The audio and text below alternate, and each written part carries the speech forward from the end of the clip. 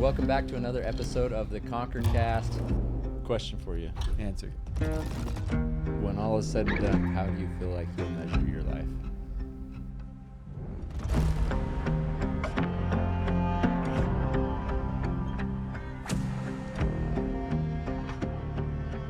Devin, I'm grateful to have you on the Cast today. It's we just met via social media not too long ago, and pretty incredible connection right away. I've loved what you've been doing. I've followed you for a while and seen all the good you're doing.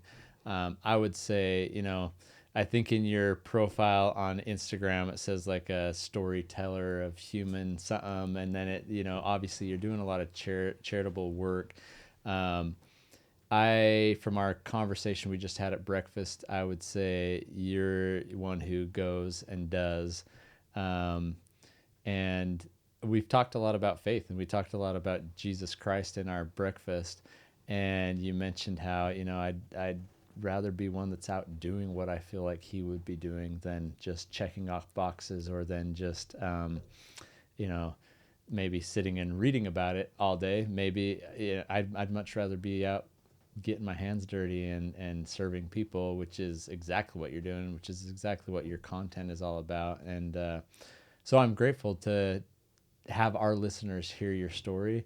Honestly, like before this, to the listeners, I just knew what I knew from social media. I knew that you've raised money to help a lot of people. I kind of knew it was tied a little bit to your father-in-law's passing with cancer, but there's a lot more to this.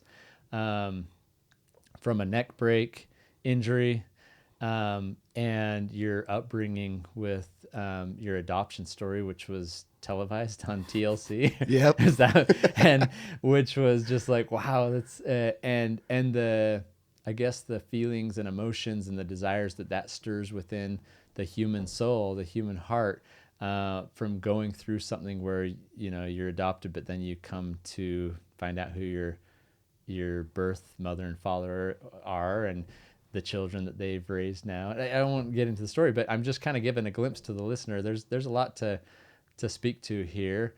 And I appreciate you being here. You drove down around 3:00 this morning to be at Mountain Ops for our Connect and Conquer workout.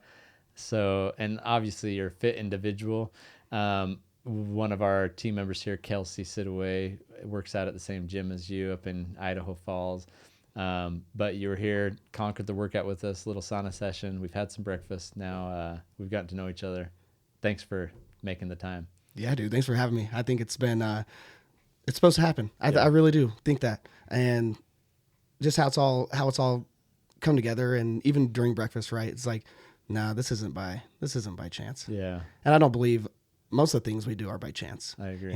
If you're awake, if you are truly paying attention, there's everything's for a reason. Yeah. So whatever the reason is, we'll find out. And maybe it's already happened, but I doubt it. Yeah, we had some deep conversation about faith and about just how to come to know Jesus Christ. I love those kinds of conversations. As I shared with you, like that's what gets me more motivated than anything else. So I appreciate you. You've listened a lot to me this morning. I love it. And I said I was a little long-winded, so now it's time for us to listen to you. But where do we even start with this? I mean, one of the first things you told me about, because I asked about your family and such, is I got an interesting upbringing. I was adopted. Yeah. Which there's a lot of adoption that happens out there, right? But then what's transpired with you after? Tell us a little bit about that story, because it's pretty unbelievable. I mean, it's crazy. Yeah, just adopted at a young age. At birth. Right? And I think a lot of that, like, as I was kind of like telling you, you asked about, like what comes along with adoption, like those feelings. Yeah. And I really struggled with like the sense of being seen, feeling like I belonged somewhere, being adopted. It's provided me a lot of insight, I think, to just humans. Yeah. Because I grew up around, a mom and a dad that weren't like me, and then my 3 sisters that weren't like me either. Because they were adopted as well? Yeah. All 4 of you from different birth parents? Yeah. So the 2 youngest are twins. Okay. One of the twins, like the youngest twin, she actually passed away in 23. Wow. So, yeah, 2 months before my father-in-law passed away. Wow. My little sister passed away due to a medical incident. It's called hydrocephalus. It's essentially where lots of fluids stays around the brain, and you have to have a shunt that drains that out. Well, that shunt failed, and so how old was she? 29, Wow. I think. She had a 6-week-old baby. Wow. And then 3 other kids, so 4 kids total. My parents readopted now, so they raised 4 adopted kids, and then they just adopted 4 more. Wow. Of my sister's kids, which is crazy. Yeah. So it's a whirlwind of life, dude. But I think with that, I got to see the side of the human psyche and like neurologically, like how people think and why people do what they do. It always interests me. Mm-hmm. And I honestly think it comes from that, you know, just seeing how my dad reacts to something, seeing how my mom reacts to something, seeing how each of my sisters react differently to something where none of us thought alike. Yeah. But yeah, I think from that young age, I still was just trying to find my place in the world, you know, and trying to find that connection, right? Yeah. These relationships that I feel like were born before birth. Right. So did you have a longing or a desire to meet your birth parents at some point, or did you from an early age, or was that like later on in life? Yeah, I always wanted to, just to see, just to know like what they were like. I wanted to, again, looking for that old question of like, who am I? Like, why am I the way I am? And I mean, I don't know, because none of these other people I'm with are like me. And so when I met them, I was like, oh, this kind of makes sense. There's definitely some nature in me, you know? My birth dad and I walked a very similar path, which is just funny. And this, like I said, like the same mannerisms, all that stuff. But it's just been like an eye-opening experience from just a young age of just, life's about lessons and learning and what we're going to do here. And I feel like from a young age, I've just been stacking some of those things. I'm like, okay, the lesson here. Not that I know everything, but I'm like, I feel like I got some different insights from people like that a typical person would, I guess. Right. Yeah. So did you, with that desire to get to know them, did you reach out to them? Did they reach out to you? How did that come about? And when did that come about? Oh, so I was 25 years old. My birth mom reached out to TLC. I don't know. Trying to find you? Yeah. Okay. Because she had no idea where you were. No idea. Okay. She just sent a letter in, I guess, and they liked the story, and they're like, hey, my birth mom's name is Terry. Like, hey, Terry, we like the story. We'll help you find your boy if you agree to us like documenting it and putting it on an episode. So can we go find that? Dude. Yeah, you could buy it on Amazon. Or I don't know where. I know you can purchase like the episode, which is funny. And they did a follow-up one with us too, because it did so well. Like, I'll still get people on my social media that will be like, oh, you're the adopted story. You're the long lost family story. But yeah, that's how that happened, and connect the dots. And it was cool. It was a crazy experience, man, getting to meet blood sisters, and obviously my birth parents. And so your birth parents put you up for adoption, weren't married. They were young. And then they ended up getting married, having having 3 daughters. Is that 4 daughters? Yeah. So you've got 4 blood sisters, and then 3 adoptive. Okay, 7 sisters, dude. Wow. It's crazy. Yeah. And I remember thinking, like, when I was growing up, right? I'm like, man, I wanted a brother really bad. And, but I mean, I didn't get one. So I was like, man, I better have a boy when I have kids. And I was so scared that I wouldn't have kids too, because my mom and dad had to adopt because they couldn't have kids. And so I was terrified that I would never, ever get to meet someone that was like me. Wow. Yeah. So that was like one of my big first kind of like fears. That's interesting. I mean, because you're young, that's interesting that you'd have those thoughts. It seems like you're a pretty deep thinker in life, right? I do. Yeah. I'll get stuck in there. Yeah. I don't, it's dark, it's deep. I don't know what's happening. I'll get stuck in there for sure. Wow. So just that belonging and that desire to hopefully have somebody that was like you in your life. and then you meet your family. What was that like? Oh man, it was crazy. Like again, it was a cool experience just because, yeah, my whole life I wondered what these people. And you're meeting them with the cameras on you, like for the first time. Was that weird or is that okay? It was okay. I mean, you've got a camera on you a lot now. Is that something you've been used to?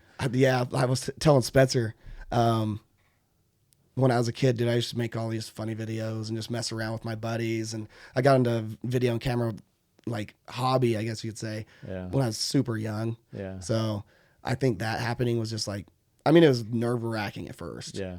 But you just eventually forget. Yeah. You know, once the conversation gets deep and it's like, was that an emotional experience or was it like, whoa, this is kind of unreal? I thought it would be emotional. So there's something about me too. Emotion is new for me. Is it? I don't know if this is, you know, people talk about childhood trauma or like, I don't necessarily even like to say that, but like we obviously go through things in our childhood that still stay with us as we're adults. And I think suppressing that emotion of, you know, wanting to belong or wanting to feel like love in a way that I felt loved.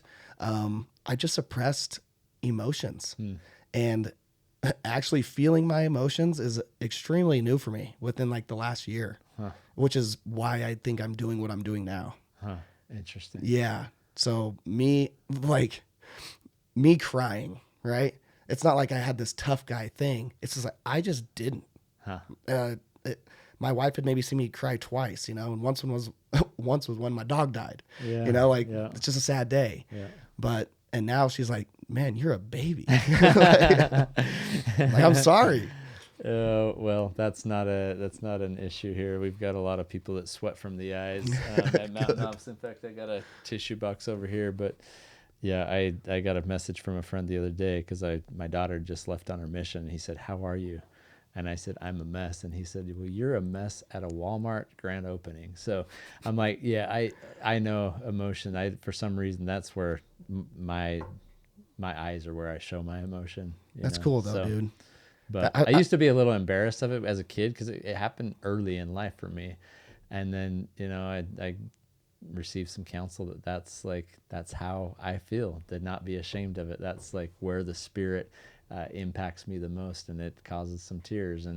And so I've just, ever since then, I'm like, whatever, it's just what happens to me and I'm feeling it. And I don't want to not feel what I'm feeling. So I'm not going to suppress it, you know? That's a gift. I really do think it is, because there's, even during our conversation at breakfast this morning, there's a couple times where I feel it coming up and it's just like, you know, it stops at the throat. And I'm like, I don't know. You'll have to tell me after what part of those conversations you were feeling it. Dude, yeah. I am always interested, but yeah, it's cool. Yeah.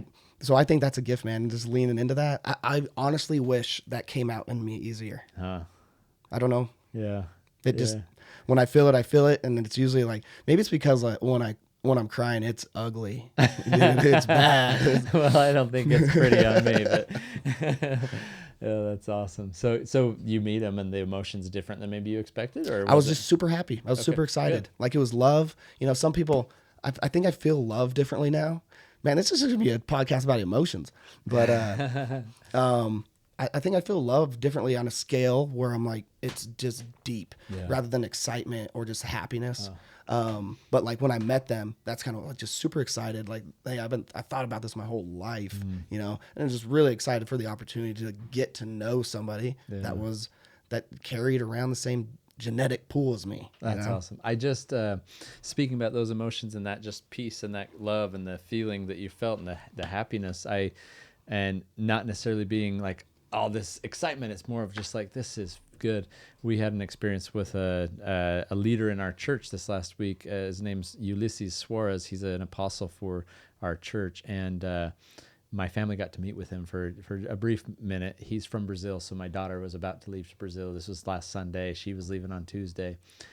And he talked about the word joy and probably what you were feeling in that moment. I've waited this my whole life. This is amazing. I'm feeling, and joy doesn't have to cause you to cry, and joy doesn't have to be like this super loud, exciting, like personality.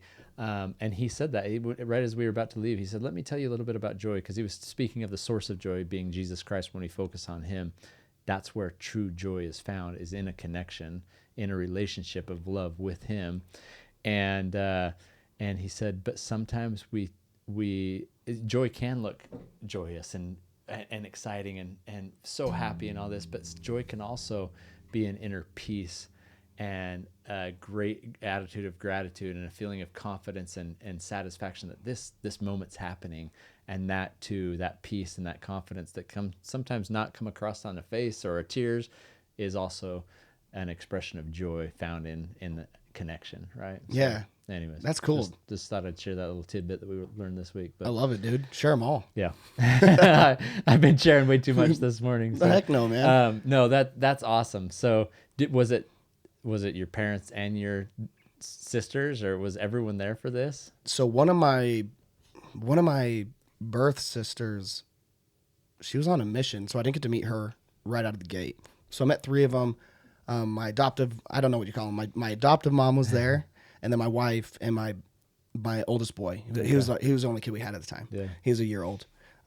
Adoptive mom, okay with this? Like excited for you to meet? Like I've always wondered, does the adoptive parents do they typically want their children to meet their birth parents, or is it kind of a separation that they want to keep so that it doesn't turn into something that's like not them? Yeah. I don't know. Like, I think I know, right? That goes through their mind. Yeah. And I think they just knew me long enough to know that, like, I wanted that for me to just know. And so they were totally okay with it. Yeah. But you still got to go through this probably identity crisis of like, hey, I may not have gave birth to you, but I raised you, you know? And then, you know, where a mom that gave birth to me has a connection that you're not going to have a connection with anyone else similar, right? That's your genes. Yeah. And so it's got to be a weird dynamic even to each other. But I mean, they have a good relationship. Yeah. That, as far as I know, like, I know they'll text each other and talk to each other, and both of their names are Terry. So no way. Yeah, pretty crazy. So yeah, getting to meet them just it was cool. You know, that was a cool like little part of my journey of figuring out like why I do some of the things I do, my mannerisms, like some of my thinking. It was pretty interesting. And were you finding out from them at that moment, like, okay, you guys got together, you had a family? Is that when you're and what did that feel like, thinking like, oh, you raised a family I wasn't a part of? Yeah. That was hard. Was it? Yeah, that was hard for me. That was hard just because, in my mind, you go through these ideas of like, I missed out, you know, FOMO, right? Mm-hmm. Of I missed out with somewhere I could have been. And not even that I should have been there, you know, but it's not like, I think it's okay to feel that. I think it's okay to go through those, you know, thoughts and feelings of like, you know, still looking for this place where I really belong. And this is where I could have, but it just wasn't meant to be, I guess, you know, at this point. But it doesn't make accepting that any easier. Yeah. So, yeah, I definitely experienced some sort of emotional, like, roller coaster of ideas that what could have been. But ultimately, I can't, and my wife tells me that too. It's like, you can't sit in those. Yeah. You know, nothing you can do about that. Yeah. You're right. Yeah. But what about the relationship with them now, and maybe from the parents who raised you? Like, what are there certain lessons you're like, I'm so glad I've got both that are applying to my life right now from both sets of parents? Because have you spent some time now with your birth parents, or? Yeah. We spent a lot of time together the first couple of years, and then like it kind of like just fell off. But it's been cool to see, like, I've obviously learned a lot from obviously the parents that raised me that were nothing like me, you know, and then, but getting to have a relationship with parents that were, and see like, hey, and I guess I just realized like we're all human. In my mind, I had made these humans up to be like untouchable almost, like, you know, with someone you haven't met, you can just make them to be the superhero, you know, and then when you meet them, you're like, oh yeah, you're human just like the rest of us, you know. It's probably just like meeting your hero type thing, like hoping they are at least nice to you. But, you're like, oh man. Yeah, dude, never meet your heroes. But I would say definitely learned some lessons in multiple regards of just interaction and relationship and things that I like to apply to my life, and things that I'm like, okay, this is why I think this way. So, yeah. How do you, because it seems like a lot of it was like seeking that belonging. Now as a husband and a father, like, how do you instill that into your family, your children, your wife, that they feel they belong? Or what are you doing to find that belonging or to pass that on to others? Communicate. That is like my number one thing. Grew up in a household, right, where it's like, and maybe this emotional side of me just didn't come out because there wasn't a lot of emotion in my home. Doesn't mean there wasn't like love. It's not like my parents didn't love me, but it wasn't shown. And I'm expressive. I like people to know that, like, hey, you matter. I love you. I'll give you a hug every time I see you. I'm going to smile at you, like, so inside my house, I mean, my kids probably hate it, but I communicate everything that I can, but I tell them I love them 1,000,000 times, 1,000,000. That was something that I felt like, I wanted to feel loved. And so I tried to share that more with my family to make sure that, like, not that it was wrong. I'm not saying that my dad or my mom did anything wrong. It's just what I wanted, and what they gave were just two different things. But I just try to make sure, like, all right, if I knew I wanted love, that's at least got to be in these kids too, right? Like, they're part me. So I'm sure whether they want to hear it or not. And my daughter, she's funny because she won't say it back a lot of the time. Yeah. But recently, within the last couple months, she started to say it back. I'm like, I knew that was in there. All right. Like, I knew awesome. It was in there. So I think just communicating our feelings and just being open to, me, even as a dad, I had to tell my kids, like, yeah, I'm not always right. This is my first day too. Yeah. I think I heard you say that. Did you say that? Yeah, I did. I don't know if it was on a podcast or if it was in my book, but reminding myself and my kids that today is the first day I've ever done today. Yeah. Yep. No, you said that. Yeah. That's cool. I thought that sounded familiar when you said it. Yeah. I read a lot of books and I read your book. Yeah. And so, it might be in there. Now that stuck with me. It was you. And so, but I remind them, like, hey, I'm just a dad trying to figure it out, just like you're a kid trying to figure it out. Yeah. And I don't get it right all the time. And I'm lucky to have some dang good kids. Yeah. Like, they're cool. They're good kids. What a blessing for them to have that open communication, because it's so important for them to hear, like, hey, we're just all in this together. Mm-hmm. Right. Mm-hmm. And then when in their life, they need to figure some things out. They've watched you figure them out, and they've watched you figure them out with them. And it's kind of we're doing this as with love and relationship. We're going to conquer more through connection. Right. So, yeah. And then for them to hear and feel love from you 1,000,000 times, that's awesome. I mean, exactly what you wanted, exactly what you're giving. And that's what perspective and empathy offers us in life. And so what a blessing that you went through what you did as a child so that you can offer your children what you're offering them, right? Yeah. Yeah. I'm sure you got your own, situations, lesson that you learned from your own parents, right? 100%. In every regard. I think if you're open into accepting, how people are and just seeing, like, hey, it's not that they are wrong. They're doing their best too. Yeah. But how can I make their best and mine better now? Maybe not better, but like improved. Yeah. So I guess better. Try not to be rude to my parents. Yeah. Because I want to say, like, I was raised well. It's not like I was in a crazy bad. I think adoption's incredible. And I think the fact that your mother would seek out the best opportunity for you, and she felt that was it at the time of your birth to allow another set of parents to raise you. That's a difficult decision that she had to make, and trusting you in the care of another family, and a family that did a good job and is different than you. Yeah. But and you recognize that, and I just think so much in life, like my daughter, leaving last week, we were at a Mexican restaurant, and the waiter saw her name tag and said, "Oh, where are you leaving?" And she told him, and then he came back at the end with the check and just said, "Hey, just a couple words of advice." And the first one was, every experience you go through is a learning opportunity. Like, just take everything you do, the ups, the downs, the goods, the bads, the funny people on the street, the mean people on the street, the loving people on the street. It's like everything is an opportunity to learn from, And but that's a choice. You seem to have kind of mastered that a little bit, like seeing life for what it's offering you and finding the perspective moments. But is that just instilled in you? Is that something from your blood parents that you found they're like that as well? So that was in me, or was it the circumstance you were in that caused you to dive deep? Or I think it was honestly once I started figuring out who I was. and accepting. How did you do that to figure out who you were? Oh man, that came from, I mean, that whole journey started when I broke my neck. Okay. I wanted to get to that. So. Yeah. So this flows right into it, but this is pretty recent. Yeah, 2020. Okay. So it was when I broke my neck, and I mean, I just went through like not necessarily an identity crisis, but I mean, I lost a lot of who I was and what I was doing.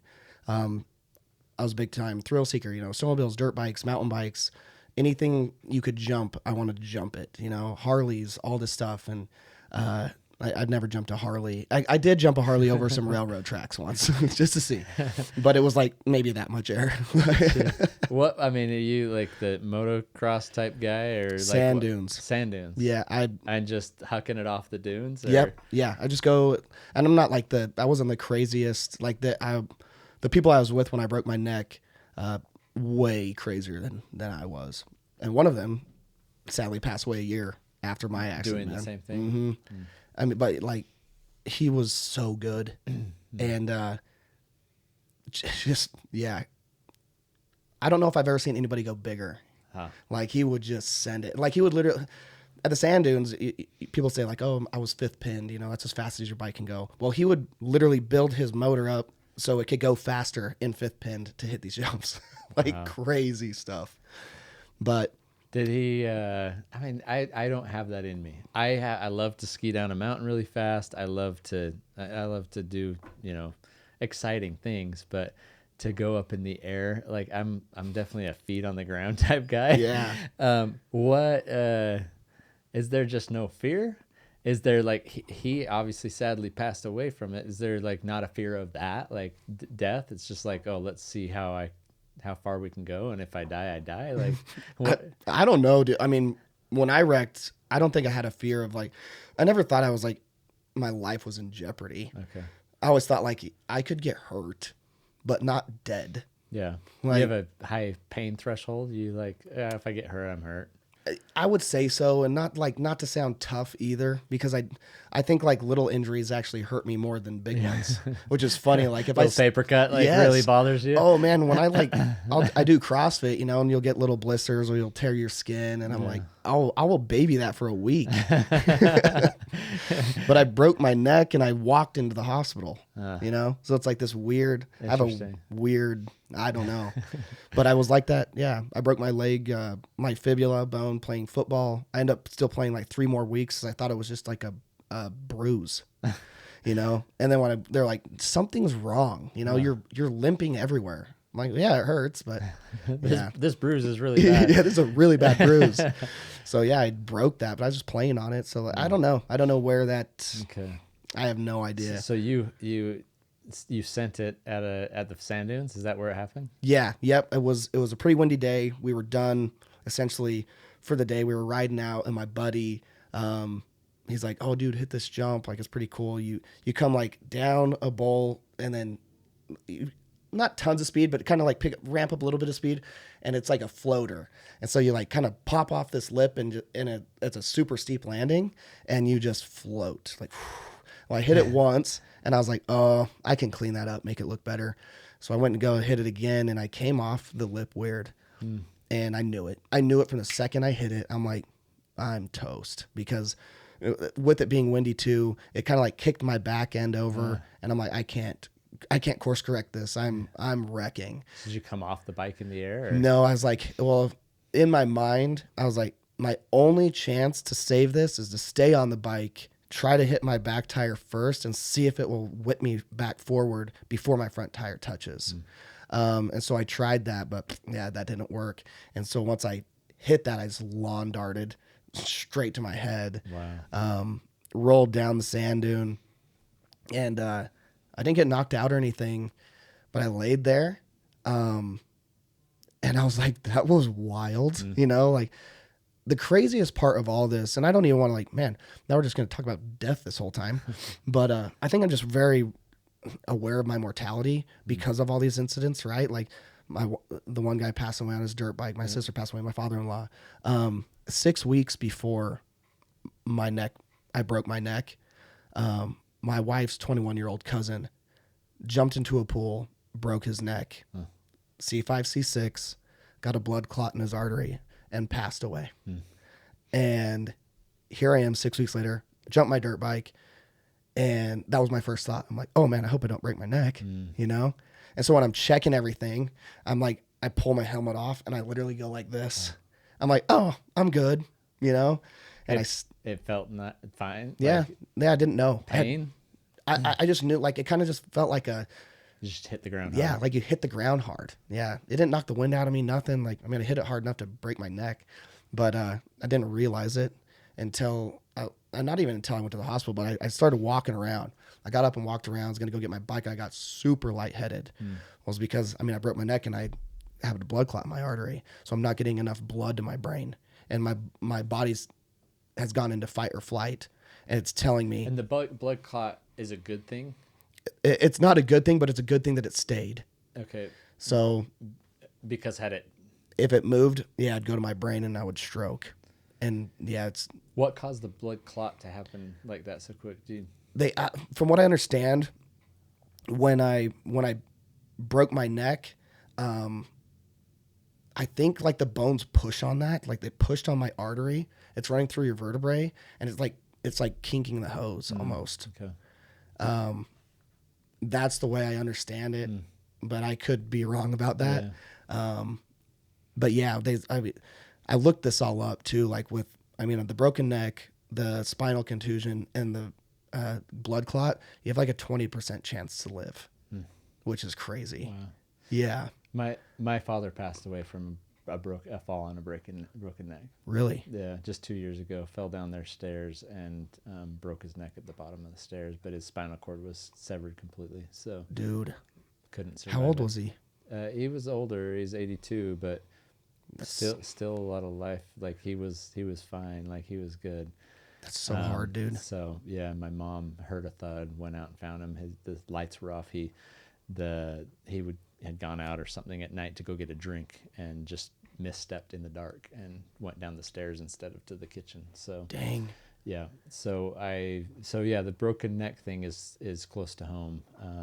Do you know what vertebrae he broke? This, I don't know what they just said the C columns, like it was completely severed. So because it's like C5, C6, the higher you go, the more likely you are to die immediately there. That's what they said. They got him, they resuscitated him, got him on some meds, kept his heart going. He wasn't there. He was just the ventilators and everything were keeping him going, but it was bad. Dude, that's hard, man. So, that's like for 82 years old. I mean, the only difference between me and him is essentially what the doctor told me is the reason you lived is because one, you had a helmet on and it prevented you from bending any further. And then when your neck broke, your fitness saved you because you didn't tear anything. Like your tendons and ligaments stayed together and acted as a splint. So you didn't. So that just reinforces the need to stay fit. And, yeah. And that was like one of those things. I've always been into fitness since out of high school. And for that to say that saved my life was pretty cool. Because you don't expect that I'm doing this thing in the gym to save me from the broken neck that would more than likely save me if I wasn't fit, right? Yeah. You do it to stay healthy, to feel good, to look good, to whatever it is that people do, but it's not typically so that like in an accident I'm gonna survive. Yeah. Which is now why, like, one of those things, I'm going to be as fit as I can.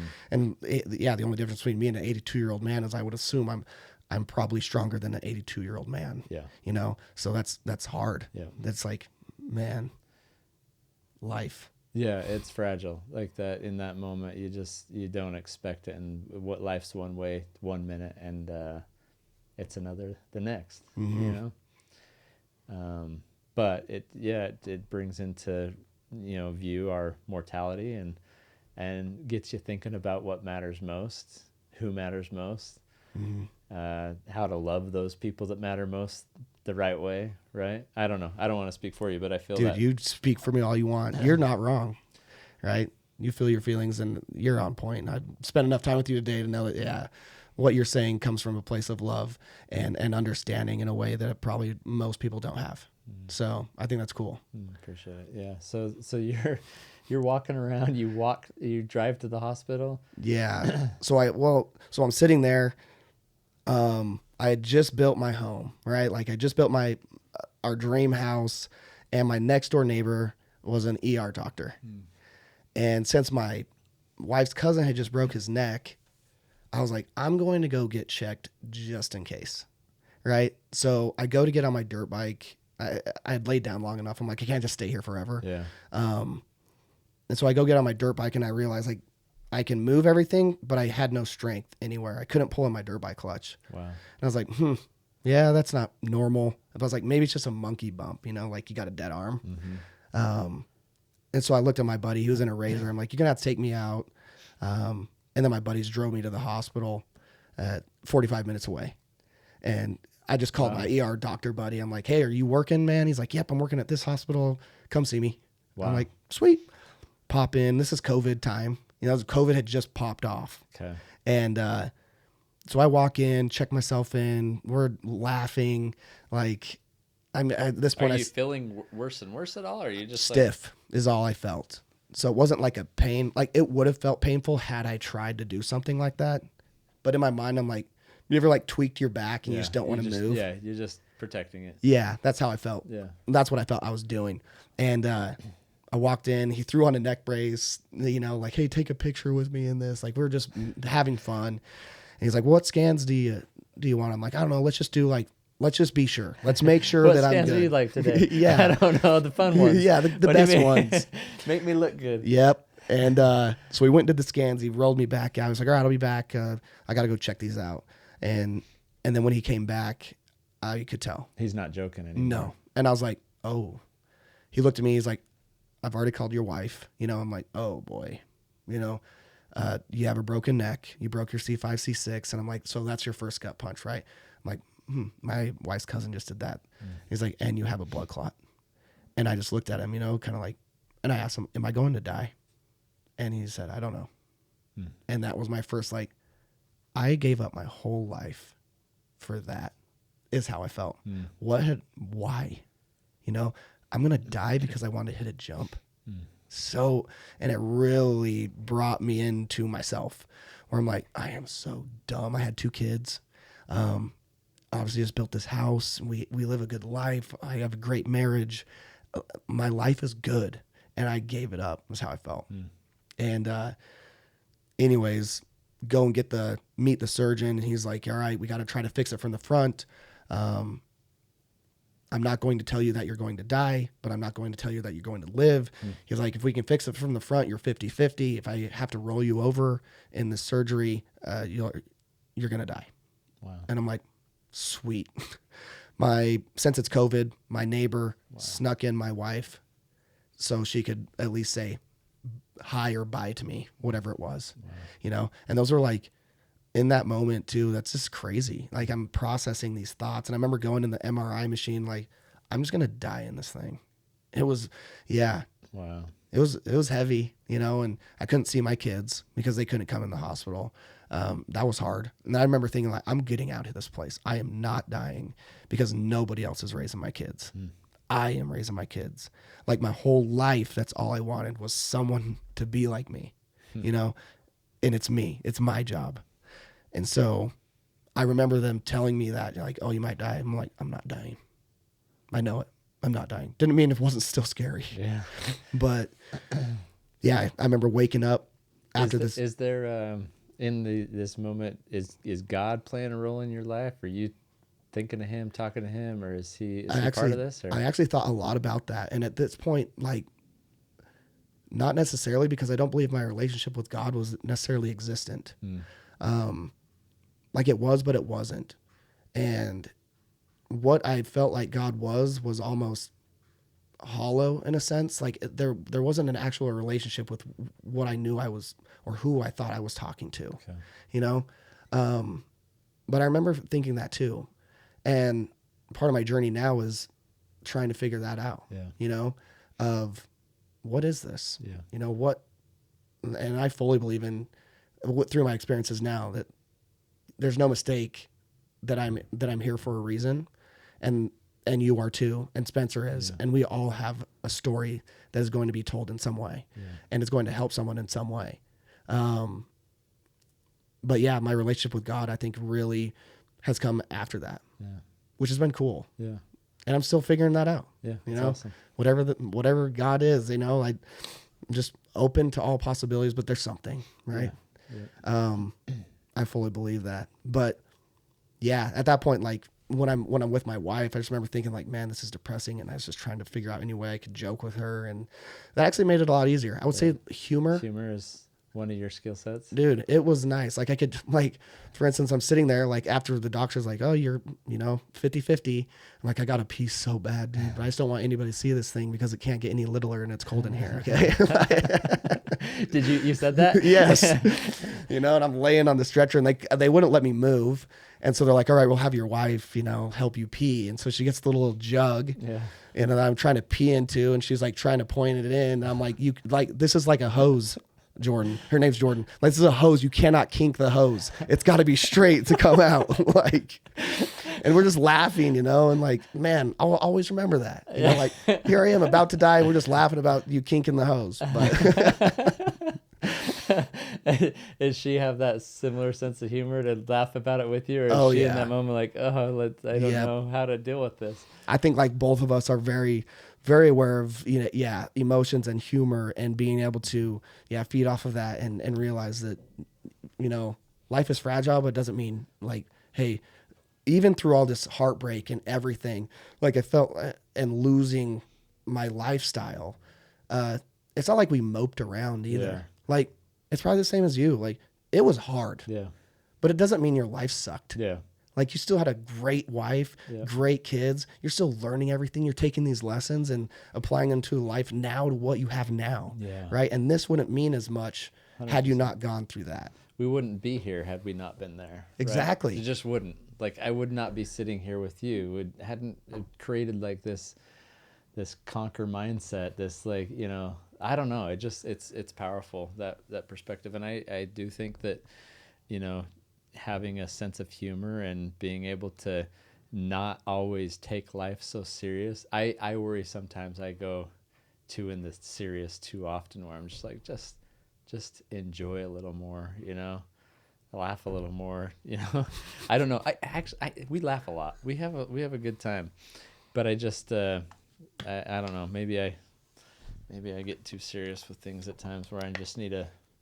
I don't even think it's too serious. I think I know exactly what you're saying, because as I'm trying to grow the stuff that I'm growing, is it hard for you to be always in the moment because everything you're planning for is in the future? Yeah. And it's not only in business, but it's also in like life after death. Yeah. Right? Like, you're trying to make sure that like, hey, life after death will be good. Yeah. And sometimes that's hard to be completely present. Yeah. Because you're so worried about making sure it's all right for the future. Yeah, 100%. You took the words right out of my mouth. And we talk about it a lot here at Mountain Ops, like especially when a new team member joins the team. I talk about goals and like, look out 5 years, look out 10 years. Where have you been? Where are you going? What do you want?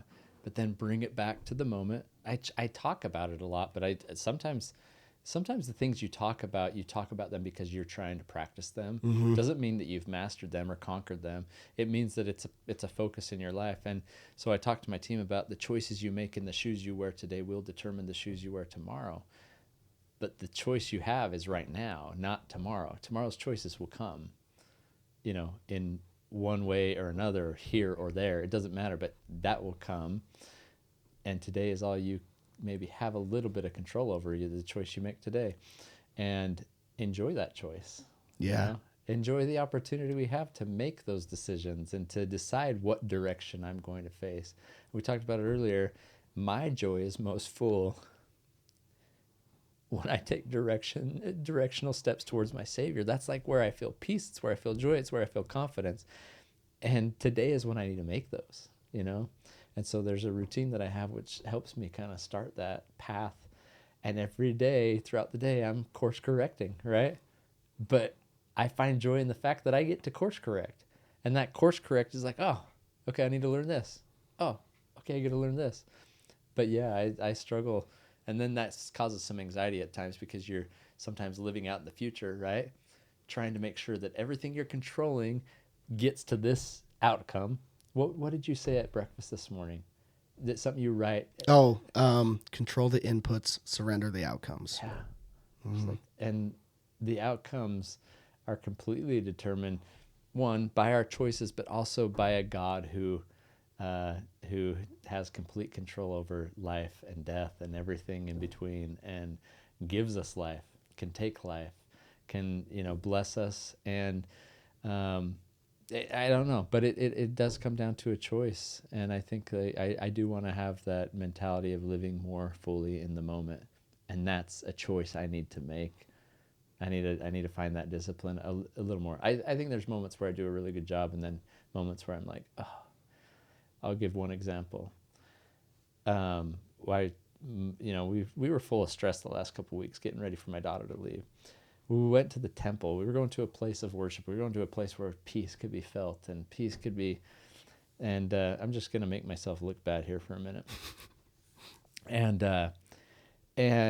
on our way there, we're getting there. We didn't have an appointment, so it's like we hope they'll let us like come in and do what we were going to do there.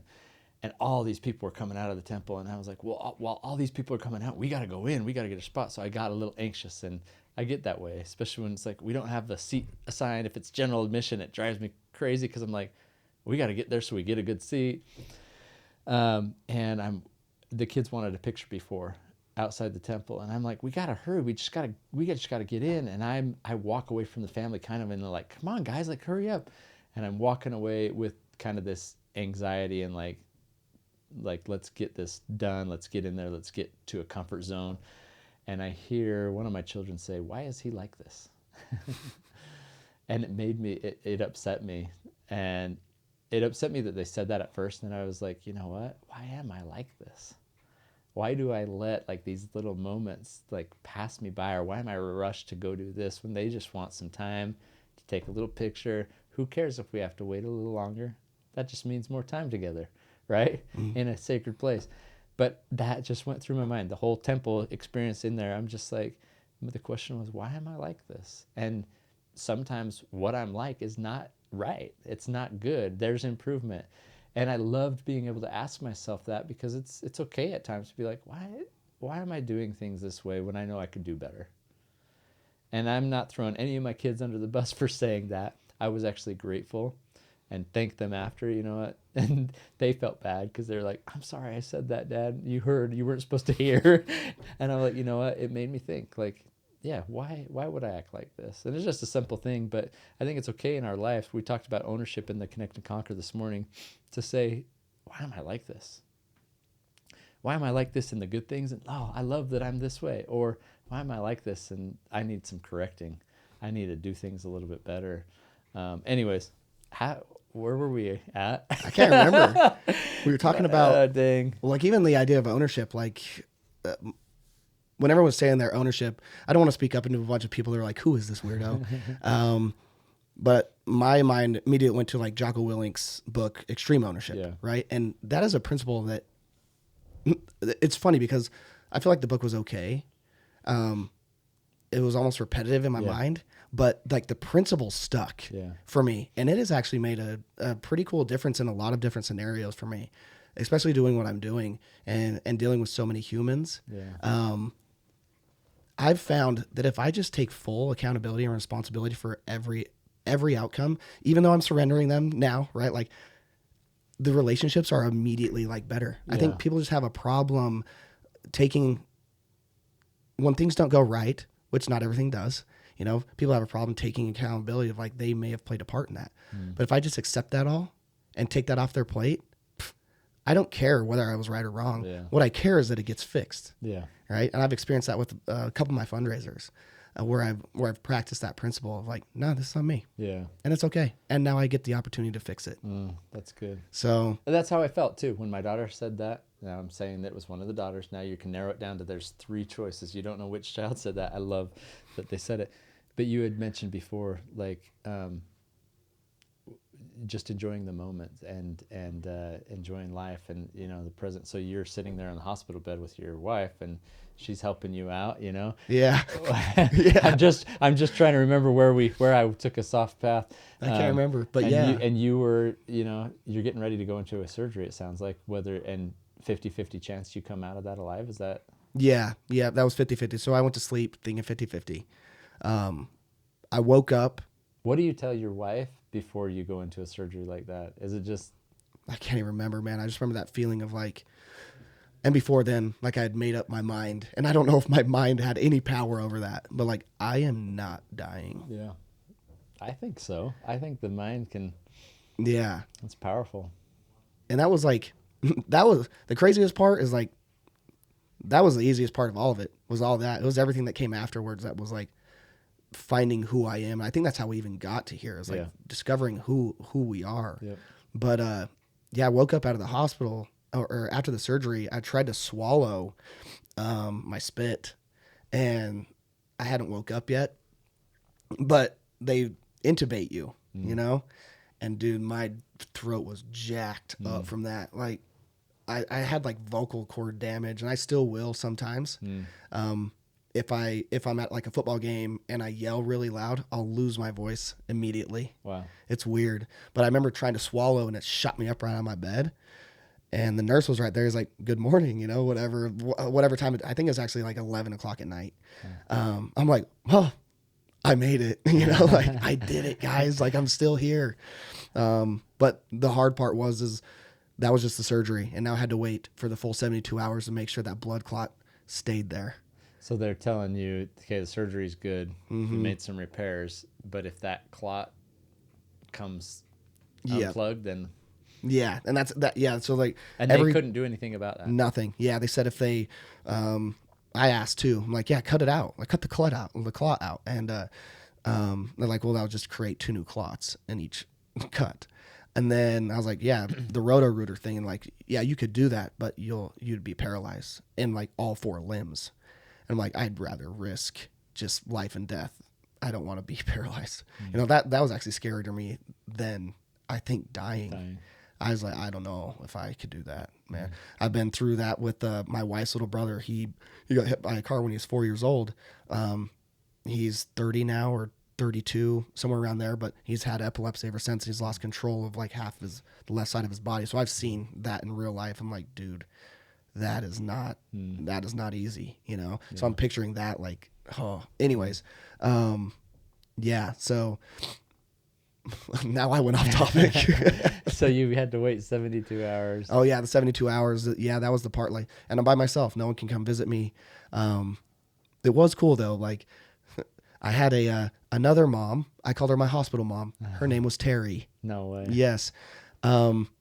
One of the guys I was riding with, I just met him that day. His little brother crashed his dirt bike the same day. And since he was a minor, he was allowed a visitor. And that was his mom, Terry. Wow. And she would come visit me every day when I was in the hospital too. Wow. So I still call her my hospital mom. Jeez. She's so cool too. That's awesome. Yeah.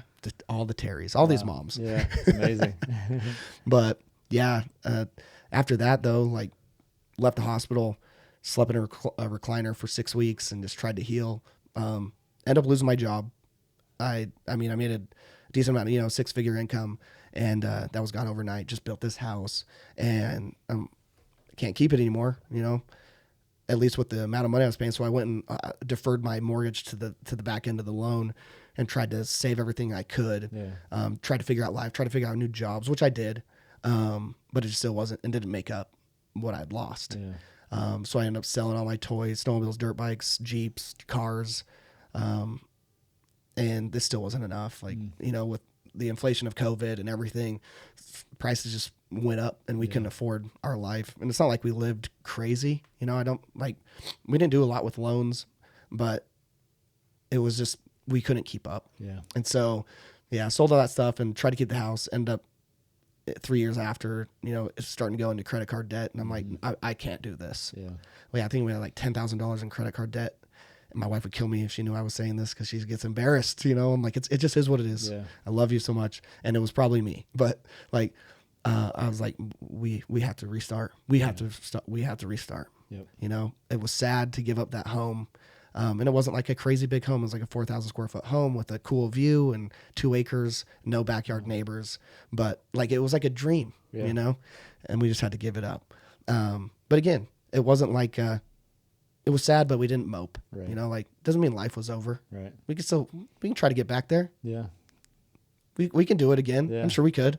And so we sold the house. Luckily, with COVID, the prices in houses shot up, and I was able to sell that house on Facebook Marketplace in 12 hours, and we were able to buy a house in cash with like $1,000 left over, you know. Sure. So we had no mortgage, we had no debt. That's awesome. And I remember thinking like, oh man, that feels so good. Like no one's coming for anything. Like I can figure out my life, you know. And during that time as well, you know, I lost my fitness. I couldn't work out the same. My pituitary gland was all jacked up, which controls your hormones. Yeah.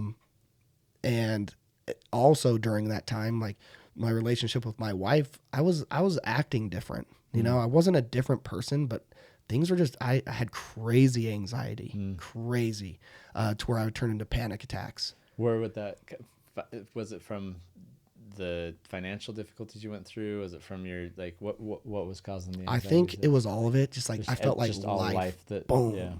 And then once the anxiety came on, because they told me like the blood clot, you have 72 hours for it to be like, that's the crucial period. The blood clot stays there. It doesn't mean it's stable. So it's the most stable it will ever be. And it still is. And it's still there. It's still there. Yeah. The likeliness of it going, they don't truly know, but they're like, just when I left, the surgeon's like, just live your life and pretend like it's not there. Really? Nothing you can do. Yeah. They don't do anything to like nothing. Nothing. No blood thinner stuff like that. No. He just told me, it's like, for the life you live, if I put you on blood thinners, you're going to do this again, you'll bleed out. And so he's like, just live your life, man. He's like, there's not enough studies done to prove anything will actually help that. Jeez. You know, there's not a whole lot of people that live through that. So, which is wild. I just had no idea, you know, you don't know something until you're going through it. Yep. But, yeah. So during that time, I remember, you know, with my wife, I'd always had a great relationship with her. You know, it's still like every relationship. It's not like it's just easy. We work on it. But I was just treating her different, man. Like I would ignore her for weeks. We live in the same house. You know, like, what am I doing? And I had no idea. I think when things get hard for me, I go numb inside. And I remember one day she came to me with a note. I have no idea what the note said. We sat down in our bedroom and I just read it, and she's bawling. And I don't remember what the note said. I just remember thinking, like, I will never do this to my wife again. You know, like I will figure me out. And since that day, I went to therapy, started going to therapy, which was massive. Like, I don't know if you have any of your own experience with therapy, but it helps. It truly does. And then I went on to hormone therapy. I went and got all my stuff checked, making sure like everything's good. Yeah. And with my pituitary all jacked up, like TRT was a big one for me. Yeah. And so I've been on TRT for 3 years, and it was crazy because it, like my anxiety would turn into panic attacks and I would almost pass out. And that's almost happened when I was driving a couple times. I've never had a panic attack since. Wow. Yeah. Interesting. I'll still have anxiety. Yeah. I think like a normal amount, or just like like yourself, you probably have like a high functioning anxiety. That's what I call it all the time. I've got high functioning anxiety. Do you know who like Naval Ravikant is? Oh man, you'd probably love his stuff, but he talks about that a lot. I'm listening to a book about him where he speaks of most successful people have high functioning anxiety. Yeah. Because it's just driving them. I think anxiety to a certain extent is very healthy because it means you care. You don't, like, it's not just, there's some ambition with that. There's some desire to succeed. There's a desire to contribute in a way to life, to other people's lives, and you care about it. You're concerned with it. There's a concern, and I think a concern, it's also, you can say it's a love for people, you know. Oh, yeah. So, yeah, I think just keeping that in check and making sure that it's not taking you to the point of a panic or then. Yeah. So, does your anxiety, will it lead to panic attacks at times? I don't know if I honestly don't know. I think there may be probably more in business than anything. And in my financial struggles that we went through, there was some moments of panic for sure. But they didn't last long. It was just like, it would drive me to my knees, to be honest with you. I would find that peace and that solace in God, and he would rescue, he would lift, he would. That's cool. Yeah. And so I don't know if mine ever got to the point of panic, but it got to the point of like, man, this is all consuming right now and very heavy and overwhelming. During that time I got put into a position in our church where it required a lot of me. And you could ask like, wow, can you add one more thing? Where you're starting a business, you're raising a family, you've just lost everything. The business isn't going well. You have no money in the bank. And now we'd like you to spend, kind of a part-time effort, a part-time job worth of service every week as well. The best thing for me, because it pulled me out of thinking about me and what am I going through. And honestly, the anxieties subside. And when I'm working towards helping someone else and I'm in a position that puts some weight on me, it gives me traction with that weight, and traction feels good. It feels like you're moving forward.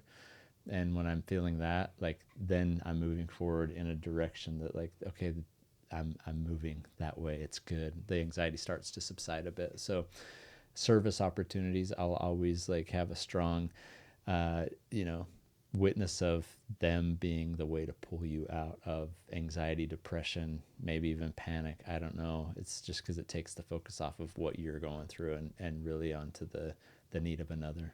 That's cool. Do you know who Brene Brown is? Yeah. Did you read her? She came out with a book, talks about paradoxes.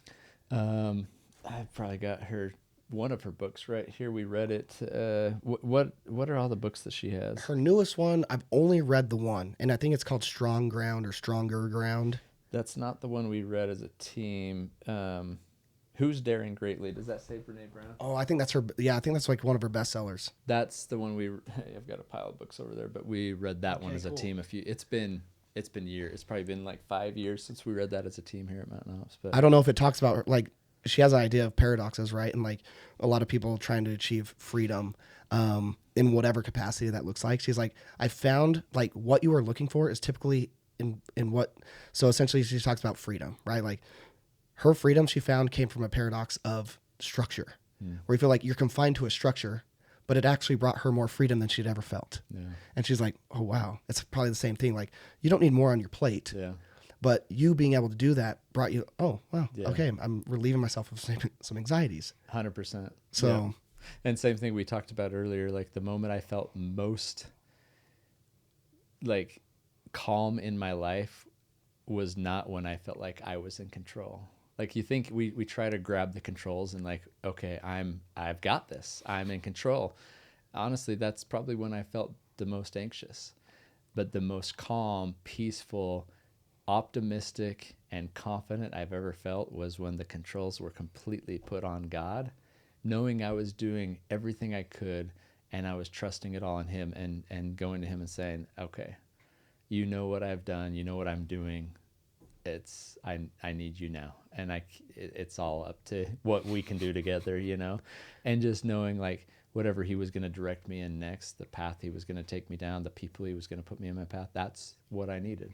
It was his will, and I was okay with that. And the moment I let the controls be taken, it's like Carrie Underwood singing "Jesus Take the Wheel,"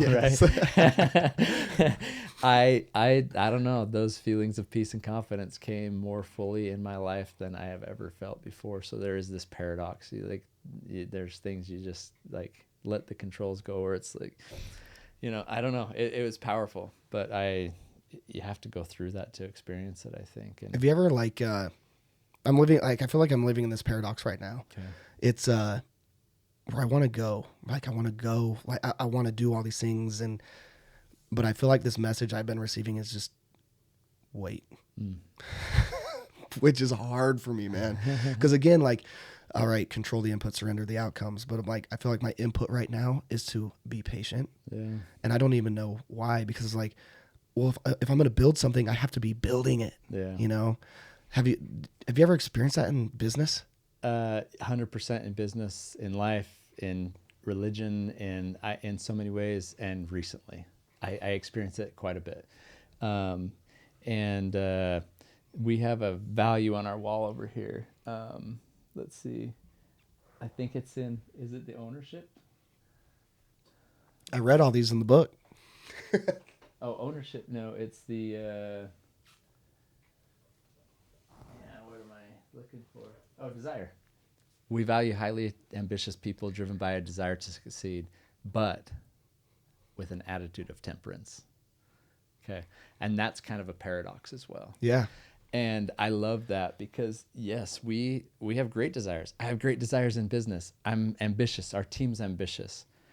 But I've seen that ambition get taken to a level of like a little bit out of control, where it's like I'm just fast and furious. I want to get this done. I want to make things happen, but it can be a little bit out of control and not organized. And Brene Brown said, like, in this structure, I feel more freedom and capability and power. So I feel like that's what the attitude of temperance offers, is this ability to control some things a little bit more, to be disciplined in our ambition, to not just be reckless in the ambition, but to really focus on the steps that it takes to achieve the results that we desire to achieve. And there is so much power in this temperance. In fact, that Ulysses Suarez that I just spoke about, this apostle from our church, gave an entire talk to our entire worldwide organization on the Christ-like characteristic of temperance. And it's not a topic, it's not a word you typically hear people speak of, but in this last general session to our entire church organization, he chose temperance as this Christ-like attribute. And I thought, wow, that's incredible. That's in one of our core values at Mountain Ops. We value highly ambitious, and yes, be highly ambitious. I feel like even in a gospel setting and in a spiritual realm with my relationship with God, I am very ambitious. Like, that's where I want to connect more than anything else. But I've often been told by God to wait a little longer, to hold my peace, to be patient, to win the wait, and to do that. What do? It goes back to that service opportunity I told you in my church. It's like, to win the wait, we wait upon the Lord, and to wait upon the Lord means we serve those around us. And so we just I just recently, this last year, there was something that was. It was important to me. It was, I had a lot of thoughts about it. I was pretty ambitious in like maybe what I would do with that thought and those desires. And I was told through scripture, I was reading scripture and I was so excited and I was diving in and I was like, this is awesome. I'm going to do this and I'm going to do that.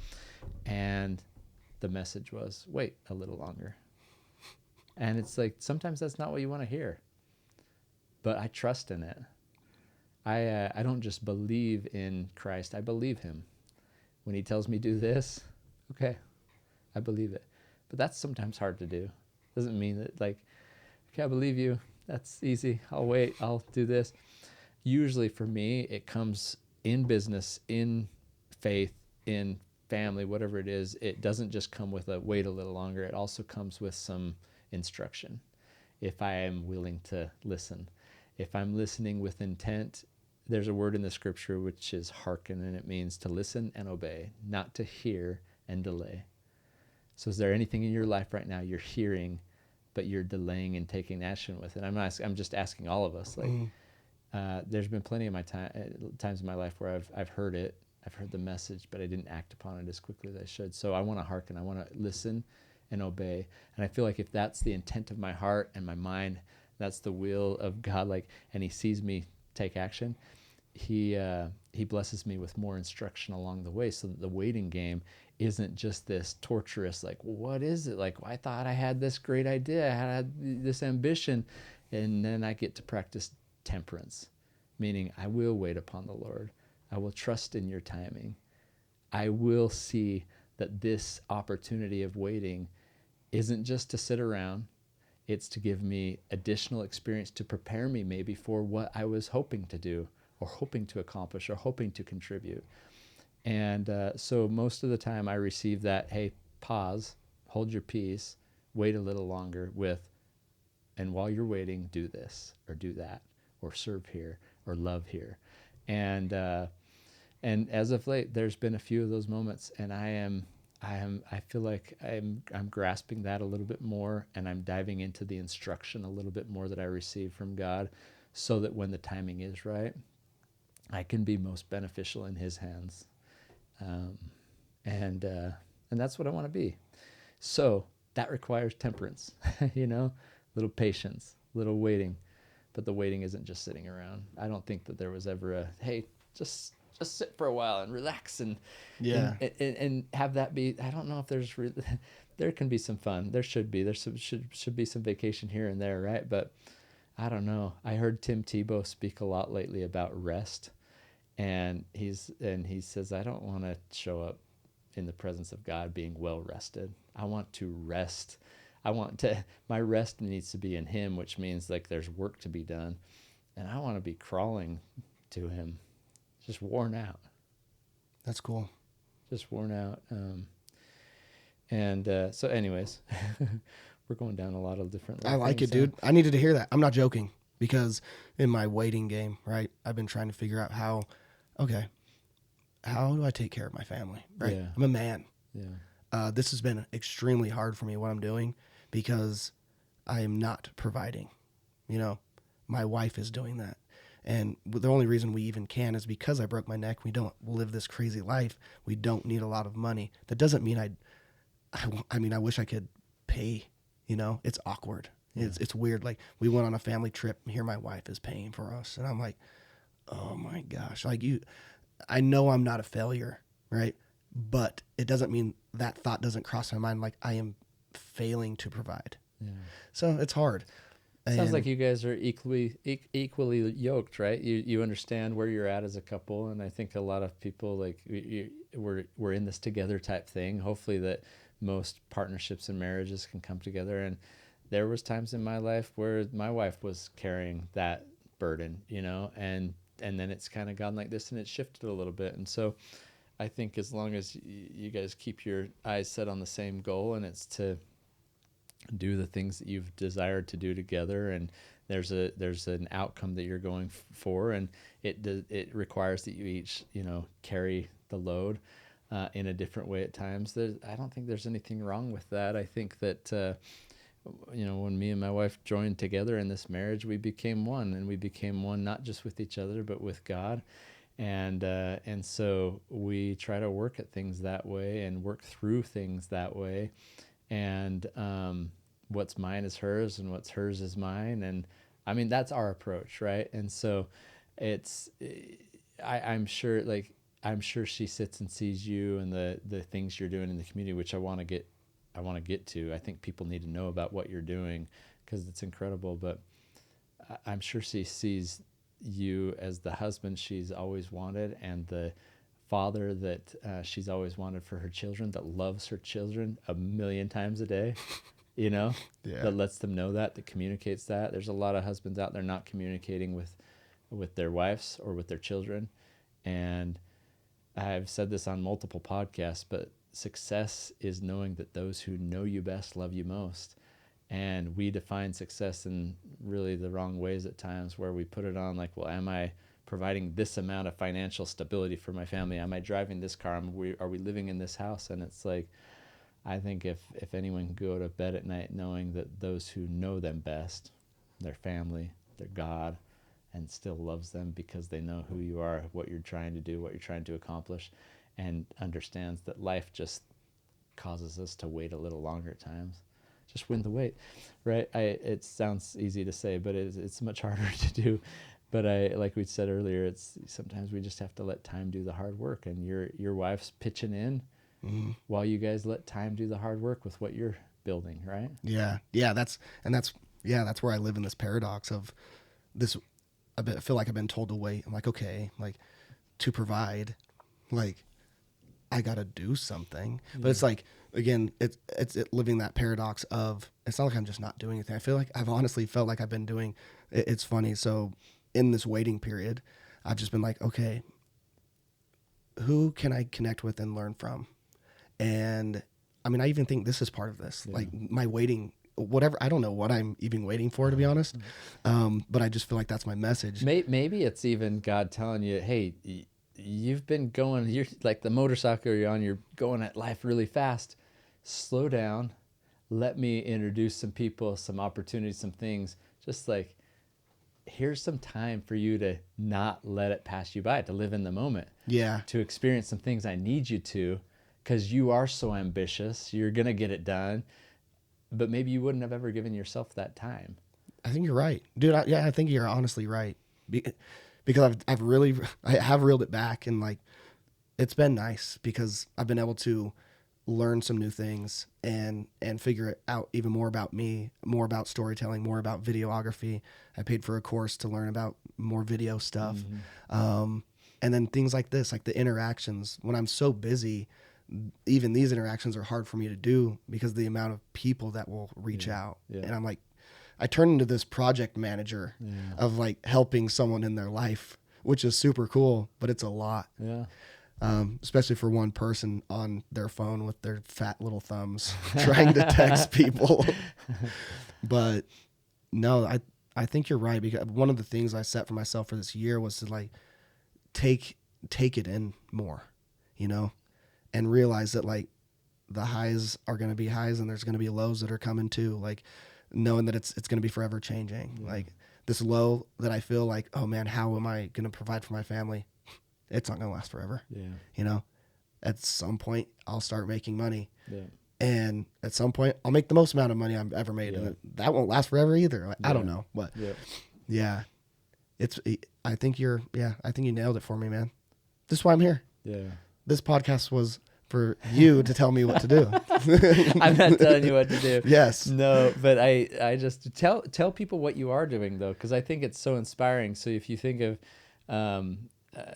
what somebody could be doing, and it's a lot, like even doing service to someone, still it doesn't, there's joy and there's satisfaction, and sometimes you might even feel like, man, this is a little, I don't know, when I do service and I feel so good doing it, it's like it's a little selfish, you know. Nothing you're doing selfish, but that's kind of there's no better drug in life than like the feeling of like, I just helped this person and look at the joy in them. You're dedicating your life to that, telling stories of people that are struggling, and then also fundraising for them to help relieve some of the need that they have while you yourself have a need. I mean, so some people go through life experiencing things and then they're like, oh, I'll look back 20 years ago, I experienced this and now I'm going to implement this. You're in the midst of it, doing the good, you know, not waiting. I don't know, with the Conquer Hunger, I said, I didn't ever want to wait till the boat came in full, because I didn't know if a boat would ever come in full. So what could we do with $22? What can we do now? Like life is too, and you know it, life's too fragile. So why not? And anyone listening, like, don't wait till whatever perfect scenario happens in your life. I just don't think it ever gets to that perfect scenario. And so like start contributing in meaningful ways. Tell us what you're doing. Because all the stories, it must have been where I saw you first, is maybe you were raising money for someone, or you were telling the story of your father-in-law or something. And I remember seeing it and being like, wow, this is really incredible. That's cool. Yeah. So right now I've just been.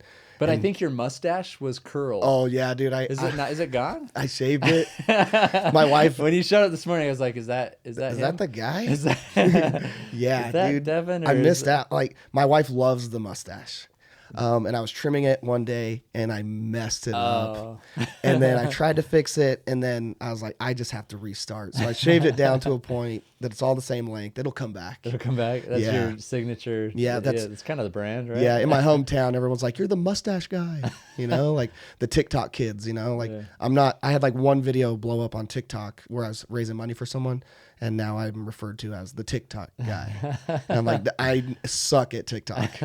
But I don't think I've posted any. I have an account, but it's not on my phone. I don't know TikTok. So. Oh, dude, it's different. It's a different platform entirely. It's purely entertainment. Yeah. It is not branding. Okay. Friendly, I guess you could say. So I feel like what you're doing and like what Instagram is and like YouTube, that is definitely in my own experience, is how you're going to get more of a loyal, like, people care. Yeah. Right. TikTok, I don't know if people care as much.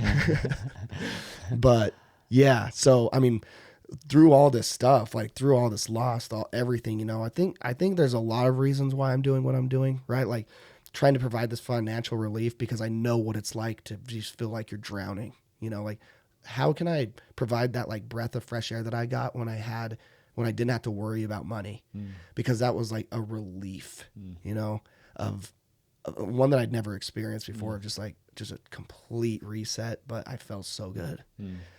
And then you kind of like realize like, oh, it's not all about this stuff. It's not about these things. Like it is about relationships and love and experience. Anyways, I could go off on that too, but, I don't even know where I was going with this. I started talking about love and I got sidetracked, man. I'm a hippie at heart, I guess.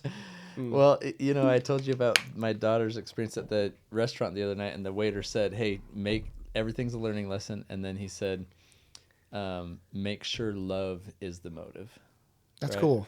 And I thought that was incredible. So yeah, I think I saw a video about you helping your father-in-law or something. Oh, yeah. Is that where it got started with what you're doing now?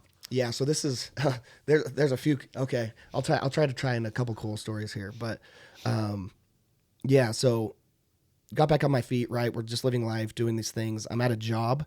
I was working for the government. And they told me since I didn't have a degree, I was essentially capped for 3 years. This is still at a time, like I wasn't making near enough money to keep myself, which is why we end up selling our stuff. But I was still working at the site, which was just a government job. Okay. And they told me that since I didn't have a degree, I was capped and I couldn't get a promotion for 3 years. And at the same time, my father-in-law is going through cancer. And I'm just like, dude, the dude worked his whole life, right? Solid, hardworking guy, retires 6 months later, gets cancer. You know, he lived for 2 years, but only took his life. At the same time that he's going through cancer, I'm like, is this what I want for my life? Do I want to just be stuck out here to, you know, like I was essentially a pulse, you know, I wasn't doing anything. I wasn't building something cool. I was just getting paperwork and putting into a computer. Boring, dude. Not for me. I spent so much time on YouTube learning about steroids, I think, or just anything I could figure out on YouTube. It was, anyways, I quit my job right there. I was like, you know what? There's something else. I quit my job and then my father-in-law passed. Right. And I got a tattoo on my back that says Memento Mori. At this point, I mean, it stands for remember you die, or no, remember you're mortal. Yeah. So just being very aware of my mortality and knowing that like, if I was to die tomorrow, I better be proud of what I did today. Yeah. Same thing, trying to live in the moment because it's something that I feel like I'm good at, but I also struggle at. Yeah. I just have to be aware. If I'm not aware of it, I'd let it go. Yeah. And so, yeah, I quit my job and I was like, I'm going to just figure out life differently.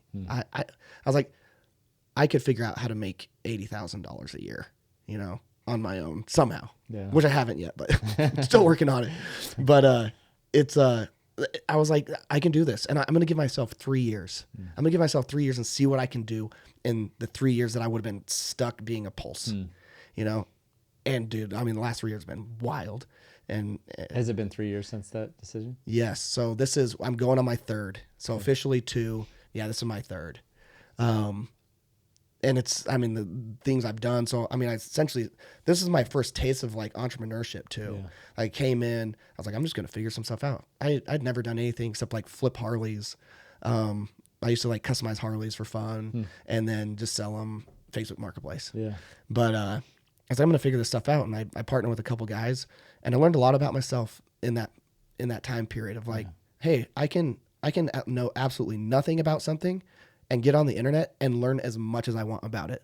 And then guess what? Apply it, right? Like, let's just go try. Yeah. Let's go figure out taking the action, not just learning, but like, hey, cool idea. Let's see what happens. Yeah. And I helped build this solar department inside of an electrical contractor company I didn't even know a solar panel was like, I didn't know what like a kilowatt of power was. I still honestly can't even really tell you, but I mean, I saw the power of social media. I built an entire solar department, through like 300 followers on social media. and we were able to connect the dots of people and like relationships. And I got super interested in learning, you know, reading books. That's when my book journey started. Yeah. And I essentially did everything I could to help this solar department go. And in my mind, I'm like, okay, this is cool. I applied all the stuff I learned, but ultimately, I didn't want to sell solar. Yeah. Like, it just sounded horrible, to be honest. But everything I learned through social media, I was like, oh, there's a lot of power here, you know. And I listened to Gary V. Yeah, I was just gonna say I went and listened to him speak a couple months ago. I was at an event and he was there, and he's like, "There's no more excuses for not knowing how to do something or where to go to do something, because you just use AI. You can find anything you need." And so he just said, anyone who says like, "I just don't know how to do that," there's no excuse anymore. Like, you can, if you want to, it's your choice. You can go learn how to do that. Yep. And I took that to heart. Yeah. He put that, it was a solar conference that I heard that. Oh, really? And he was talking about social media. And I was like, you know, okay. He's like, the sad part is there's probably 8 people in this entire room that will take this to heart. And I was like, I'll be one of the 8. And since this day, I haven't stopped, which is crazy. And it's changed, it's moved. It's not like it just was one clear path of figuring it out. But I mean, I think I have it pretty much figured out. That's awesome. Now what I'm doing through social media. But yeah, at the year mark, well, you know, my father-in-law's passing, I just started feeling this tug of like, hey, do something in honor of your father-in-law. And I remember like thinking, oh, okay. And I just kind of ignored it. And I got it again. Ignored it again. And I got my haircut from a friend one time. I think it was in November, and she was cutting my hair, and she was like, you thought about doing something like she was talking more about business stuff, because I was also growing some other businesses, and I'm not a successful business owner. I think that sounds way cooler, me saying it, than what I was actually doing. I was just having fun trying new things. Yeah. But she's like, hey, for your business, have you just thought about doing anything? And in my mind, like, the business side was out of it. And it was like my father-in-law just came in, right? And I was like, holy crap. Okay, that's like 3. That was like 3 messages to me. And this is the beginning of my relationship with God. And it's only been a year, right, of this. And I was like, I'm getting something here, you know? Okay, I'm just going to listen, and I don't know what to do. I'm like, all I know is to make a video, and I'm going to post it on social media. I'm going to try to raise $1,000 for someone that's going through it in honor of my father-in-law. And I launched that up, and day 1 raised $1,000. I was like, this is freaking cool. Like, wow. Let's see if we can get $2,000, you know? I didn't even know who the money was going to. I was just going to ask, did you have somebody, or no, you were just going to find someone? Yeah. I was just like, if I don't find someone, I'll walk into the hospital and give them the money. Yeah. Somebody needs this. And day 2, someone sent me a story. I'm at work. Someone sent me a story, and it's this little girl named Revy. Her parents, they used to live in Idaho, and their world just got flipped upside down because she was born medically complex. They lost everything. They had to move in. They moved to Logan to be closer to primary children's, and they had to move in with the mom's parents, and they slept in the kitchen. It was just, I was like one of those stories, like, wow. And when I saw this Revy, it reminded me of my sister who had passed away. You know, my sister was also born with medical complexity, you know, with her hydrocephalus, and she had some brain stuff too. And I was like, okay. And I got like really emotional, and I was like, again, talk about emotion. And I was like, something's here, you know? And I put the phone down, and I said, I'm going to drive to Maverick and just clear my head. And so I'm driving to Maverick, and this song comes on the radio, and it's Ooh La La by the Faces. It's a happy song. I have the goosebumps in my legs right now. Dude, I told you. And the coolest thing about the song is it's a song I got to choose for my father-in-law's funeral. And at this point, I'm like, this is real. Like, whatever this is what I'm supposed to do right now. And I've like felt like my father-in-law was talking to me, you know? And I'm bawling. I was like, okay, this is the family, and I'm just going to do everything I can to raise as much money for them as I can, knowing that they had lost it all. and essentially went full send for 20 days, was able to raise $60,000 with 1,000 Instagram followers. Recorded it all. It's all documented on my Instagram. You can still go back a year ago and see every video I put out. And it's not like it was all professional either. You know, it was just putting out a message to the world and let people connect to it. And, man, after that feeling, that was, I told you, like that Super Bowl feeling of like all this hard work that I had tried to learn on social media and connecting a message, like, happened. And then, yeah. And so I was like, okay, I went back to work. And then the next week, I'm like, yeah, I don't think I'm supposed to be here. You know, listening to that message again, you know, like, what is this pulling at me? And ignored it for 5 months until eventually I was like, yeah, I got to go. My wife told me, like, it's time. You know, it's time to go. We'll figure it out. You know, doesn't mean it's been easy. Right. But since then, we've done some pretty dang cool things. And when I quit my job, if you want to hear a story about prayer, Love it. When I quit my job, I started, the coolest thing about all of this, it's all been publicly funded, crowdfunded. I think, like, my time, and I have put a little bit of money in, like, obviously equipment, and not even a little bit, like over $10,000 in equipment, but you know how much this stuff costs. It's not cheap. But as far as like giving money, I've only put like 50 of my own dollars. And it was like for the very first video I did once I quit my job. And then every video since has been crowdfunded, which is so cool. That's awesome. But as I was doing that, I started this idea called the $1 Dream. And the idea stemmed from when I did that first social media campaign, I had one video go viral. For me, viral, right? It was 120,000 views. And I was like, man, we raised $60,000. How cool would it be if just 120,000 people would have given $1? Like, that should be easy. It's not, by the way. Trying to convince anybody to give you $1 is, dude, it's wild. But that was the idea. That stemmed this $1 Dream I did, where I'm like, if I can get just 100,000 people or 1 million people signed up on $1 a month, oh, dude, we could do some cool things. I'm at 160, not even close. But it's been really cool because that's allowed me this space to like at least continue to show people like this is real, this is happening. Like, come join this or be part of the good in the world.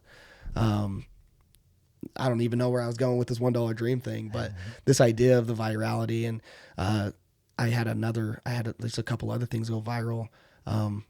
The prayer. This is where I was going with the prayer.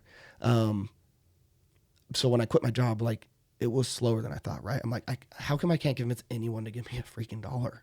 You know, like, I was just, you know, I think at that point I was at like raising $300 a month through the $1 Dream. And I didn't know what to do. I'm like, I have to have some momentum to continue. And I sat in my shower because it's the only place I don't have my phone. And I prayed. I didn't know who I was even praying to, right? And I called out, you know, God, my creator, whoever knows that I exist, my ancestors and my father-in-law, you know, my sister. I was like, whoever's listening to me, like, I quit my job for this. Please tell me it was for a reason, you know? And I went about my day, came back the next day, did the same thing. Next day, did the same thing. And on that third day, I got this story of a boy named Tanner. He was fighting cancer, and I just saw like a blip of it. You know, I was kind of like down, like I'm feeling down about myself and about what I was doing. And I kind of like brushed it off. And then later that day, I got another one of Tanner. And again, brush it off. Same pattern, right? Get it again. And I'm like, okay, message, right? Like, this is meant for me. I watch it and I'm like, man, what can I even do? He needed $75,000 in 4 days to get a cancer treatment, his last option cancer treatment to save his life, in an attempt. This is a young man, or? Yeah, he's an 18-year-old boy. Wow. He had just graduated high school. Found out he had cancer right after a basketball game that they call Pink Night, which is crazy. It was a year ago today that they had their Pink Night again for the school is tonight. Anyways, he needed $75,000 in 4 days, and yeah, just cool high school kid. Never met him. And I'm like, okay, like I had just tried to run a fundraiser for a mom that was struggling with rent, and I was able to raise enough for her and get her rent paid plus $1,000. But it was like, man, I felt like it was almost like hard for me, like devastating, because it didn't do what I thought it would. And so I was down about that too. And that's why I'm saying these prayers. Did Tanner, how did he know about you? He saw his family had seen what you'd done with the other fundraisers, or? So Tanner didn't know about me. Okay. Somebody else in the community just knew that like I had done this for someone else. Right. And then when people saw, like, more people saw the story that knew me, just sent it to me. Okay. And there was 4 people in total that sent it to me. Okay. And I remember that night, I'm like, I don't know what I'm going to do, but I'm going to do something in the morning. At this point, I didn't know this is an answer to the 3 prayers I had just said, and I'm like, I don't even know what to do. Like what I just tried failed in my mind failed. Right.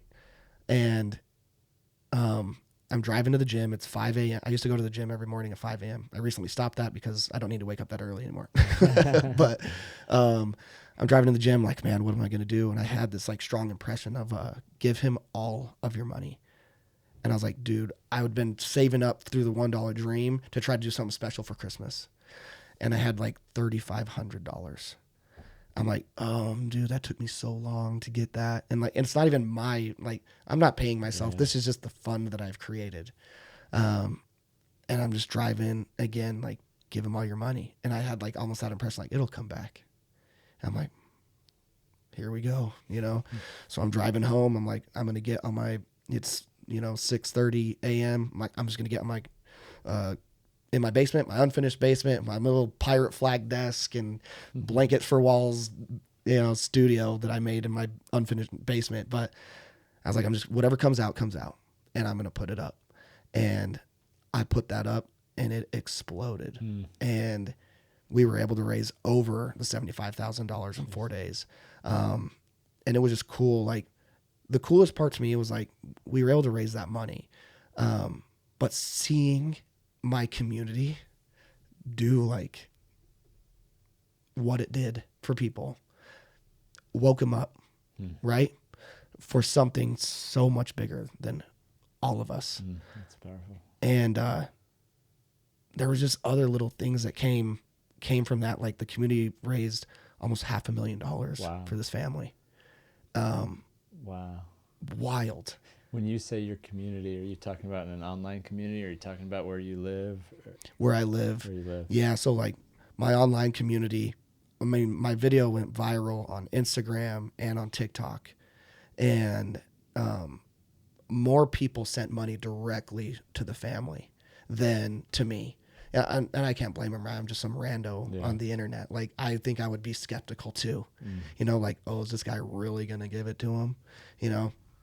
I understand that. Yeah. So, I mean, so I put in messages like, oh, this is the family's Venmo. There was also another GoFundMe. So all of it collectively through the GoFundMe, the family's Venmo, my own, I was able to give them $87,000 that just came to me. It was just crazy. Wow. We did a football camp. Here's a cool story too. The Hushin guy, Casey. Yeah. He reached out. I didn't know. I don't hunt, so I don't know any of these people. But he reached out to me. He's like, dude, I saw your video. It was really touching. What can I do? Wow. And I mean, I had so many messages coming through. I had no idea what to tell people. And I was trying to coordinate all this through my fat thumbs. Right. But, it ended up not working out, I think, just because timing. But he's like, Mountain Ops is one of my biggest sponsors. I'll know they'll show up for this. And he said he was going to try to get like hydration stations at this football camp that we did that raised $30,000. Wow. On like day 3. Up in Idaho Falls. Yeah, in Idaho Falls. It was probably me. I probably creeped him out because I stalked his profile. I'm like, oh, he's got a cool following. And I went to like his followers, and there's this dude, I don't even know what his real name is, to be honest. His name, do you know the Spec Operator? Yeah. I'm like, dude, that guy follows you. I'm like, I love his knives, the half-face blades, and his story is so sick. And I was like, Andrew Arabito. That's yeah. Call him Beto. I Do you know him? in South Africa with him this last year. No way. Yeah. Oh my gosh. I was just texting with him the other day because he might be at the Conquer Hunger event. He's sending some knives to do for our raffle. But yeah, I sat next to him on a plane from Johannesburg down to Port Elizabeth. And No way. he told me some wild stories. He's an amazing man. Honestly, I wasn't sure how to take him at first. Kind of a wild man, and then but with like this incredible heart and just a desire to help people. This is crazy because obviously the dude has no idea who I am. But I've watched a few of his things, and I've watched how his friends talk about him. Yeah. And something that stuck with me that his friend said is like, he will pay for everything for them. Yeah. And that's like one of my lifelong goals is to be able to. When he's that way. When I say wild man, I don't want anyone to take that like meaning like he does some pretty wild stuff. Well, bro, listen to his story, his war stories. Yeah, he told me about his pet rattlesnakes. So that's what I mean. But I'm just like I've never met anyone that has pet rattlesnakes. But I noticed throughout that trip, like he just heart of gold. He shared a prayer one night around the dinner table, and it was really touching. Just like that is so cool. Yeah. I don't know why. Like maybe one of my heroes, my like little weird social media idols that I'm like that guy's. And I listened. I dived into a story. Whatever, but anyways, I sent that to Casey. I'm like, dude, no way, that's so sick. I love this guy's knives, and I used probably like block, like creep. But yeah, dude, that's funny, crazy connection. Yeah, man, it's too bad we weren't there to help with that. I didn't know. No, I think like it was so fast, right? Like there was so much, and I'm sure I did a horrible job at following up too. Like I should have been. It wasn't my football event either. Okay. We were just trying to like me and Casey and I were trying to figure out an idea of how to get mountain ops involved. Yeah. And I literally think like he had texted me like, I mean I was on I don't know if I slept for 4 days. But he messaged me I think near midnight, and then like it was like not the next day, the day after. So it would have just been a lot of coordinating. Casey, he's one of the most, that guy's an incredible guy. The Hush crew, they just are always looking for ways to help and support. And that's super cool. So, yeah, that's cool. You're connected to him. Yeah. Has no idea who I am either. Just saw my one video. Well, but I'm sure are you coming to I don't know if they're at the Conquer Hunger event. I'll introduce you to him in person. If you're down at the Hunt Expo or at the Conquer Summit this coming year. So, dude, let's do it all. Yeah. I'm just waiting, right? Yeah. I'm like busily waiting for whatever is coming for me. But yeah, essentially through all of this, I've just been trying to help people that I feel like went through similar situations of what I've experienced, like needing financial relief, but also like being medically impacted, like I was myself, like my sister, like my father-in-law. And then seeing these teenagers that just need hope, The coolest thing about Tanner's, sadly he passed away. Okay. Devastating. I never even got to meet him, but I mean, I messaged him quite a bit, and I met his parents afterward, and they just said like how much hope and like actual power they felt like that gave him. The day I launched the video, he was supposed to go on hospice and be done. He saw the video that I put out for him, and he started walking. Again, he wasn't walking anymore. He started walking in his walker. He's like, I'll get to my treatment. I'll get to this treatment because of my community, right? Yeah. Like, and it's not all me. No, right? It's always a community, right? I think even the Conquer Hunger, I'm like, this is all about a huge army of people that are rallying together. And you think we're raising money or we're giving food. It really does come down to hope. Like you put some food in the belly of a child whose hunger is there, it removes that distraction, and all of a sudden they can look up and they can look out and they can have hope and confidence. And that's what you're inspiring in people, right? Yeah. I did something for Christmas this last year, the second annual Lyle fundraiser, and that's what it was all about, was hope. Lyle's your father-in-law? Yeah, Lyle's my father-in-law. And I just wanted to instill hope in people, man. Yeah. Like hope in these people that are going through it, hope in people that, being this conduit for something greater, Yeah. Getting a feeling of being outside yourself and letting yourself know that like, hey, you did make a difference, man. Yeah. But That's awesome. yeah, that Tanner's was, crazy cool. Just the community involvement in that one. Like there was kids going at back to school night doing lemonade stands. There was kids doing car washes. There were kids going door to door selling cards, right? Like, dude, that's crazy. That's like, awesome. Yeah.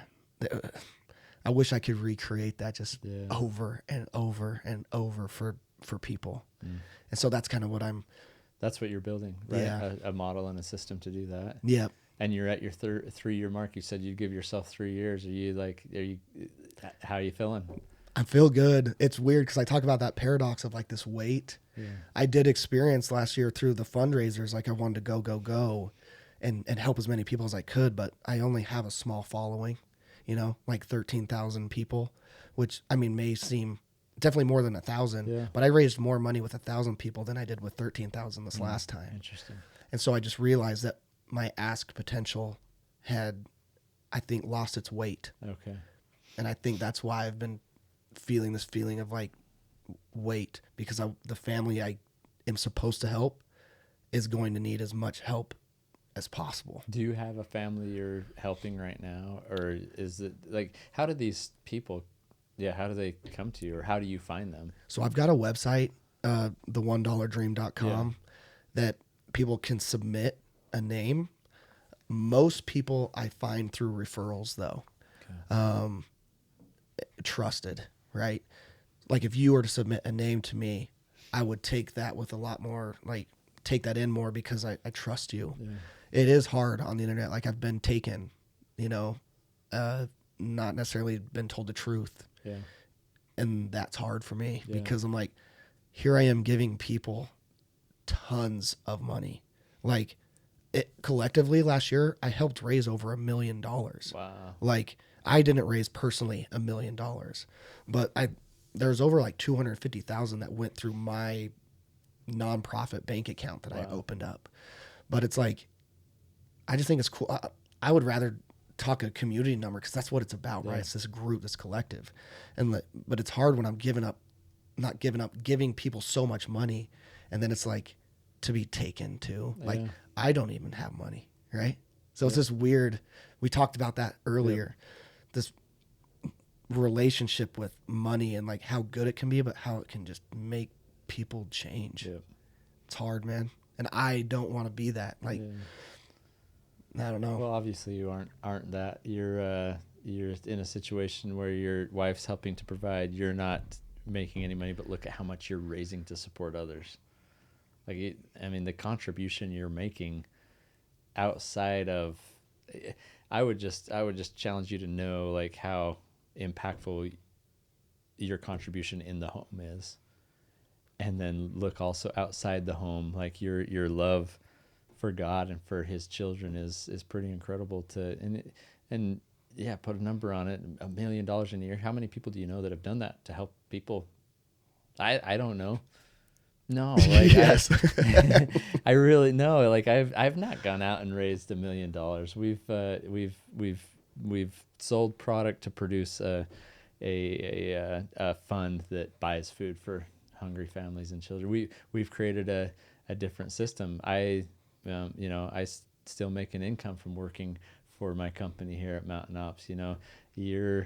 You're raising that and passing it on to help people in need, and at some point that's gonna allow you to pay yourself. You've got to do that at some point, and however that model works. But I would just say like the people that stick to good things like this long enough, it ends up it ends up working out in their favor for the most part. I've seen so many people that it just turns out well, but a lot of people I see just jump ship really quick. Because I can't even imagine how hard it is as well, at the same time. It's taxing. Like it's definitely hard. Again, when you're giving the over like $87,000 paycheck, $55,000, $10,000, thousands through drive-throughs, just like help kids. I'll do that too. With the $1 dream money, I'll typically go do like pay it forward videos. If I see like some hardworking kids or like someone just doing some good in the community or a homeless person, I'll take out of that fund and give. And yeah, it's hard to know that like I could use this too, you know, but like I don't need it right now. Yeah. And I would rather you feel this feeling and whatever this does for that person, you know, like I think it means more to them than it would to me. And if it ever gets to a point where it's like, okay, I can't do this anymore, which I don't think it will, I'll be like, all right, I guess my job's done.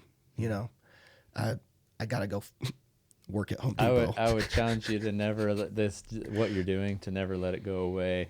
Maybe there's pivots along the way my wife and I have had to make in business, and it like reshapes the way that we're doing it. But the goal of helping people always stays the same, you know? Yeah. And then the avenues where that resource comes from just can sometimes change over time. You might find partnerships along the way where it's like, wow, now I can magnify like our core value of interdependence. I'm sure you're doing this. You do that with a community. You do that reaching out to people, but maybe there's other brands that get involved and say, hey, here's this project for this person. Together we have a louder, wider voice, you know, Mm-hmm. and it just becomes bigger and bigger. I think you're on the right path, but this passion you have for helping people, do people as they watch you online know that like, hey, you say you're okay, you don't need this right now, but I'm sure it'd be nice to have some of that right now and take maybe some of the pressure off your wife. Do you tell that story too? Like it's not like you're sitting here with millions in the bank or whatnot and you're like, hey, and now I'm giving out some of this. You're living through your own, like, I'm giving when I don't have everything. Like, I haven't told that story. I just feel like that's real. That's I don't know. It's impressive to me because most people don't give of their heart that way until their heart feels content and okay. And then once I have, I'll give, instead of I will give even though I don't have. And you have, like, right? It's not like you're Yeah. without, but I don't know. I'm just impressed that it's not. I don't know. I don't know how to express it. It's just you're doing it before maybe some people think they would or should. I think you've experienced the same thing though, right? Where you were going hungry and you needed food. I mean, not hungry. You weren't going without. You still could get food, but it's not like you were living crazy, right? But then you are still giving to go feed people, right? Like it is hard to explain, but you know the feeling. I do. Of what we are talking about. I do. Yeah. and I would just say, I don't know, at some point, in some way, shape, or form, and it's probably already happening. And maybe I always turn to the story of the loaves and the fishes, and this young lad that gives what little he had. It's multiplied. He gets to be a part of this whole miracle story. Jesus is the one that created it, and then the 12 baskets come back full. Maybe in some people's lives, the 12 baskets come back not all at the same time, but I think they come back full. And maybe this basket comes back in the form of, you know, just a good relationship with your wife. And this basket comes back with time and attention for your children. And this basket comes back with 1,000,000 I love you to your children and from your children. And then this basket comes back ultimately like, wow, they're like, honey, I've got some of the bills now, you know. And then this basket comes back where it's just like, hey, we're experiencing some good health. I think we all expected in like this transactional, like, I give this, it comes back in that same like currency. Yeah. I feel like God's currencies are so wide and vast and beautiful. It's like, watch what he does for you in your life. This one basket might come back in the form of new relationships and connections that, like, man, this is so meaningful, you know? Yeah. And ultimately, and first and foremost, like the basket that comes back with the bread of life, just more Jesus in your life. Like, that's what that whole story is all about. Like, you know, you focus on him, you turn it over to him, and what's multiplied is his resource availability, his power, his enabling power and strength in your life, because he is the bread of life. That's what comes back. And so I could only wish you all of that, all those baskets that come back, but most importantly, that one that I feel like you're seeking in your life right now. You're on this path of finding him, understanding him. What does he mean to you? And I hope that all 12 baskets just come back to you with him. This bread that like will never leave you hungry. Yeah. That's cool, dude. I know you just actually told me this, and I don't know why it didn't register completely until right now. Like, you pointing that out, I mean, I know I'm blessed, but I haven't looked at it as like a currency, right? Like, haven't looked at, I am healthy, man. My kids are healthy. Thank goodness, right? I've been helping unhealthy kids. And it's not like I take that for granted. I'm very aware. Like 2 weeks ago, one of the people I helped, a 6-year-old boy, pass away, right? And that's heavy, dude. But like, and it's a currency to not have to be dealing with that right now, 100%. Like, I'm not going without anything. Like, I'm not going without meals. I'm not going without a house. I'm not going without a car. Like, I'm going without fun toys. Yeah. Essentially. Like, I would love to have a TRX or like a Hellcat, and I just do burnouts in parking lots. Like, I don't know, but like, I'm okay. And that's a currency. Yeah. Like, and I'm more than okay. Like, yeah. And the time thing you said, and that's what I told my wife, like, how do I explain this to her? Cause that is one of our, I wouldn't say battles, but like trying to figure this out, of, okay, like, I'm sorry that cause she's had to take on all the weight, and that's a lot. I get it. Yeah. And I love her for it. No one else I think would do that. Like, tell their husband to quit and be like, I got this for a minute. Yeah. She's like, I can't do this forever. It's hard. But like, I'm like, I'll figure it out. Yeah. But like, my relationship with my kids is better because I have more time. I get to see them every morning now. And I get to go to school, take them to school every morning and wake up with them every morning. And they see me out there. Like, I still wake up early and I'll read or I'll do something. And it goes back to even probably what you're taught, like setting this example for your children that I never got to set before. Yeah. And then time with my wife, like this, if I had a normal job, I would, can I get a day off of work to go talk to my new friends? Like, this opportunity wouldn't be here. Yeah. So, and just look at the what you started earlier with, the fear that you had that you would never have your own children, and now, like, I mean, what more could God have given you? Yeah. And he knew that thought, he knew that desire, and he blessed you with it. That feels overflowing to me. I just think our priorities and our thoughts and our anxieties and even our comparisons to others, they get in the way. It's the thief of joy, right? And I'm all too often guilty of that, looking around too much instead of looking up and keeping this relationship more important than anything out there, Yeah. And so then you compare that, but it's I loved our conversation earlier at the breakfast table. It's like just this journey of discovery and your desire to be open-minded to God and who God is in your life and who you are to him and all that. I just encourage you to keep that the number one focus of your journey, and recognizing along the way all these baskets that are coming back full in your life, it's a currency, but time and attention being one of the most important. And in your life right now, you and your wife carrying heavy loads, both of you, and trying to figure out this time. And it's like the time that you do have with each other, with your kids, just as long as that's intentional, it's like the quality is so much more important than quantity at times. And your kids, they'll value that over anything, right? Yeah. That's so cool, man. This is why I'm here. I'm dead serious. This is good for me, man. This is the kind of stuff that's like, I feel like you could hear this from a friend and it just doesn't hit the same, same. It's nice to be able to like share an experience and get someone else's point of view, but someone also that's like very aware of who they are and what they're doing on earth. Right. And it's nice to just get insight from, I don't know, people that have built things and experience their own hardship. Right. Like reading your book, I was like, okay, like it just resonates, because I mean, I don't know exactly how you felt, but I have my own experience of how that felt. Yeah.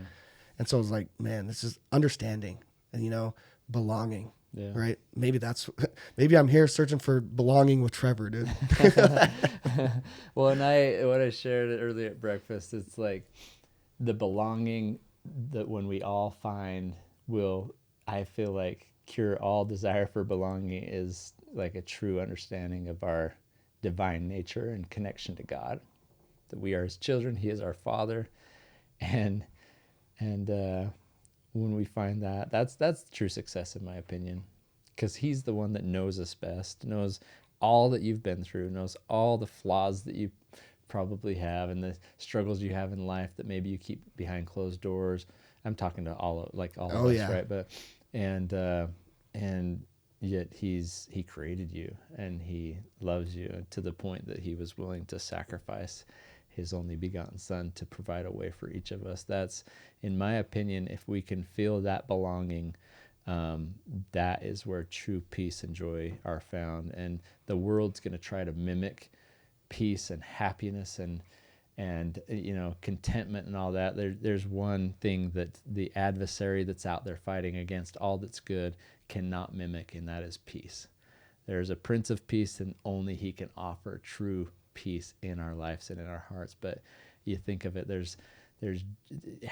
happiness can sometimes be seen as joy, and people are feeling this or that. There's no peace that he can offer, so there's no mimicking that. And so once you find that belonging in God with Jesus Christ, that peace enters your heart, and man, there's so much joy in that. There's so much confidence in that. And so for a person like you that has so many qualities, doing so much good, like my desire for you is that you should feel that belonging you've always wanted, but it be most importantly through him, like a belonging with him, like you're his. That's cool. I like that. There's power in everyone's life when they can truly know who they are and whose they are. And I think of back in your childhood, just feeling like, wow, I'm adopted, I'm different. These people gave me up. Now they have this family. I didn't get to be a part of that.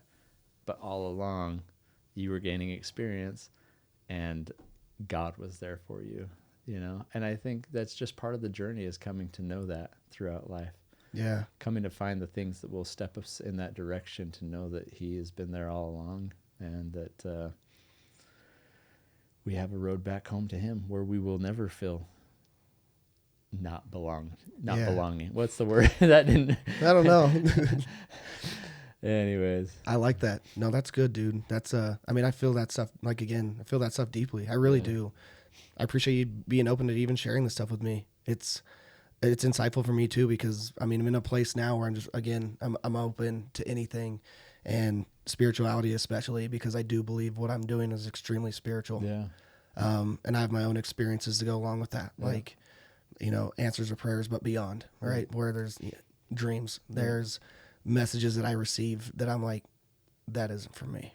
That isn't me, mate. And those peaceful feelings, I've never heard that. The mimicking, the adversary mimicking piece, because it can't counterfeit that one. That's the one that there's no counterfeit. That resonates, because every time I've gone to help, I always get this doubt, always. Yep. Even I posted one up last night, oh my gosh, is this even going to help? And I don't know why I do that. But I think it's, if you want to call it the adversary or whatever it is, trying to talk me out of what the good is going to come from. Yeah. And my phone's been blown up all day because I posted a video last night trying to get a airplane ride for a cancer patient to go take her family to see the Tetons before she passes away. And it's happening, right? I've had 4 or 5 calls and text messages, one from Stu of, hey, we got the plane. No way. And I'm like, sweet. Wow. Yeah. And it's it didn't even it's not like that video went viral either. It had 6,000 views, but it's I know, it goes back to if this helps one person, I'll do it. Yeah. It's all right. Get rid of that doubt, being connected, this peaceful feeling of that peaceful feeling comes from me. Will this help us one person? If the answer is yes, it's peaceful. You know? I agree. It's so because I and me and Spencer talk about this, because he helps with creating videos and our podcast and the social media, and sometimes certain posts hit some level of virality or they get a lot of engagement, and sometimes did I get shadow banned? Nothing said, nobody's saying it. And I hate even caring about that. But sometimes there's this message and it goes out, and maybe it's doing okay from there's some engagement and whatnot, but then I get a message and it's hey, that's exactly what I needed today or whatnot. But I posted a video this last week of my daughter leaving on her mission, and it took some serious courage for her to just turn away from family and familiarity and say, I'm going to go walk with Jesus. I'm going to go to Brazil. I'm going to learn a new language. I don't know who I'm going with. Just all new at 18 years old, and just like this courage that it takes. And I got a message from a guy on a text, and he said, hey, thank you for what you posted today. This is somebody I don't talk to a whole lot. Like, I was sitting with my daughter, who's 12 years old, as I was watching this on social media, and she turned to me and said, Dad, I want to go on a mission. And he said before that, his daughter was scared to death, said she never wanted to do it, but watch the courage that my daughter took in leaving. And she said, and then he sent me a picture of her, said, please send this to your daughter. Her name is, and told me her name, and share this message with her. Her mission is already impacting lives, So it's like, okay, if I posted that and one person responded, all worth it for me, because that means that little girl has a desire to walk with Christ, just like she saw my daughter take that step of courage towards Christ. It's cool, man. It's real. Yep, and there's sweaty eye syndrome, right? All right. This is cool, man. You're doing awesome work. I just couldn't encourage you more to keep it up, and I'm looking forward to seeing how we can support each other in everything that you've got going on, that I've got going on, and bringing efforts together to support people. Yeah, man. I love what you're doing too. That's how I found you, right? And it's funny because I found you through a post, right? This wouldn't happen through posts. And I've actually told people that, like, if you have an idea, just put it out there. Yeah. It doesn't matter how many people see it. Started an entire solar department with 300 followers on an Instagram with views that would range from like 50 to maybe 1,000, And then now getting a plane ride for a cancer patient with 6,000 views on it. Connecting the dots here of, I don't know what post I even saw. I just knew it was about your Conquer Hunger. I'm like, dude, I haven't met anybody that's trying to help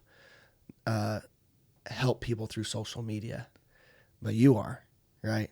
And so I'm like, I need to meet this guy. Well, I was excited to meet you for that very reason. Just an incredible individual.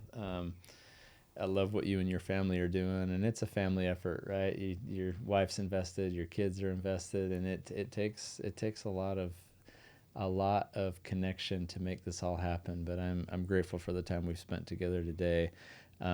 We'll share we'll obviously collab with you on this, and hopefully get more eyes on the good that you're doing. Heck yeah. The people that you're helping, and I would just challenge everyone listening to dive into what Devin's doing. Listen to the stories, feel them, respond to them, act to the requests, and I know I need to do a better job of that in my own life with many of these opportunities. But thanks for all you're doing. Thanks for the time today. Thanks for being vulnerable and opening up. I guess one thing I do ask typically at the end of these podcasts, and I was going to mention this book earlier. Somebody did at our Connect and Conquer earlier. I forget who it was. They mentioned the book How Will You Measure Your Life by Clayton Christensen. Have you read that one yet? I haven't. Okay.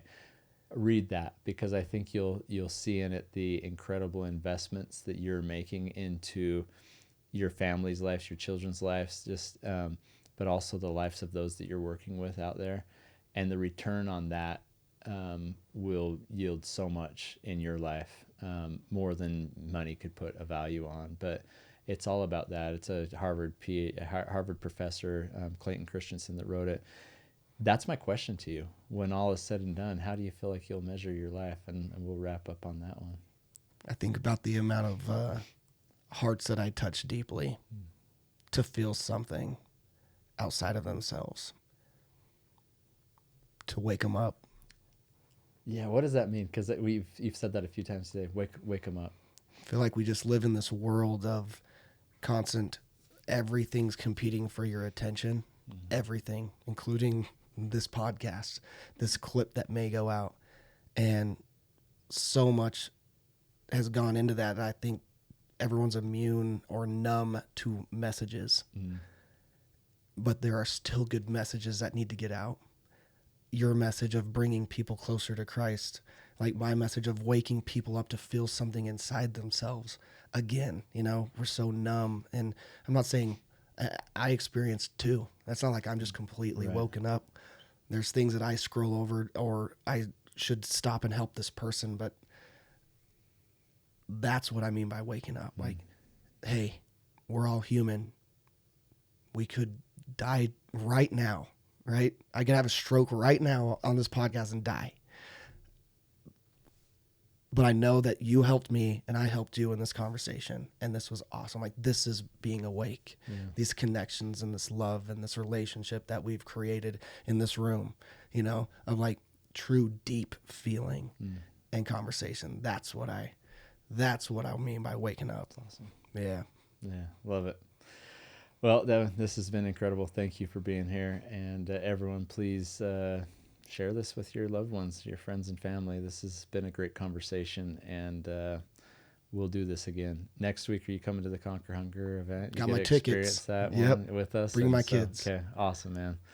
We're looking forward to having you there. So thanks, dude. Okay, everyone, go out and conquer more.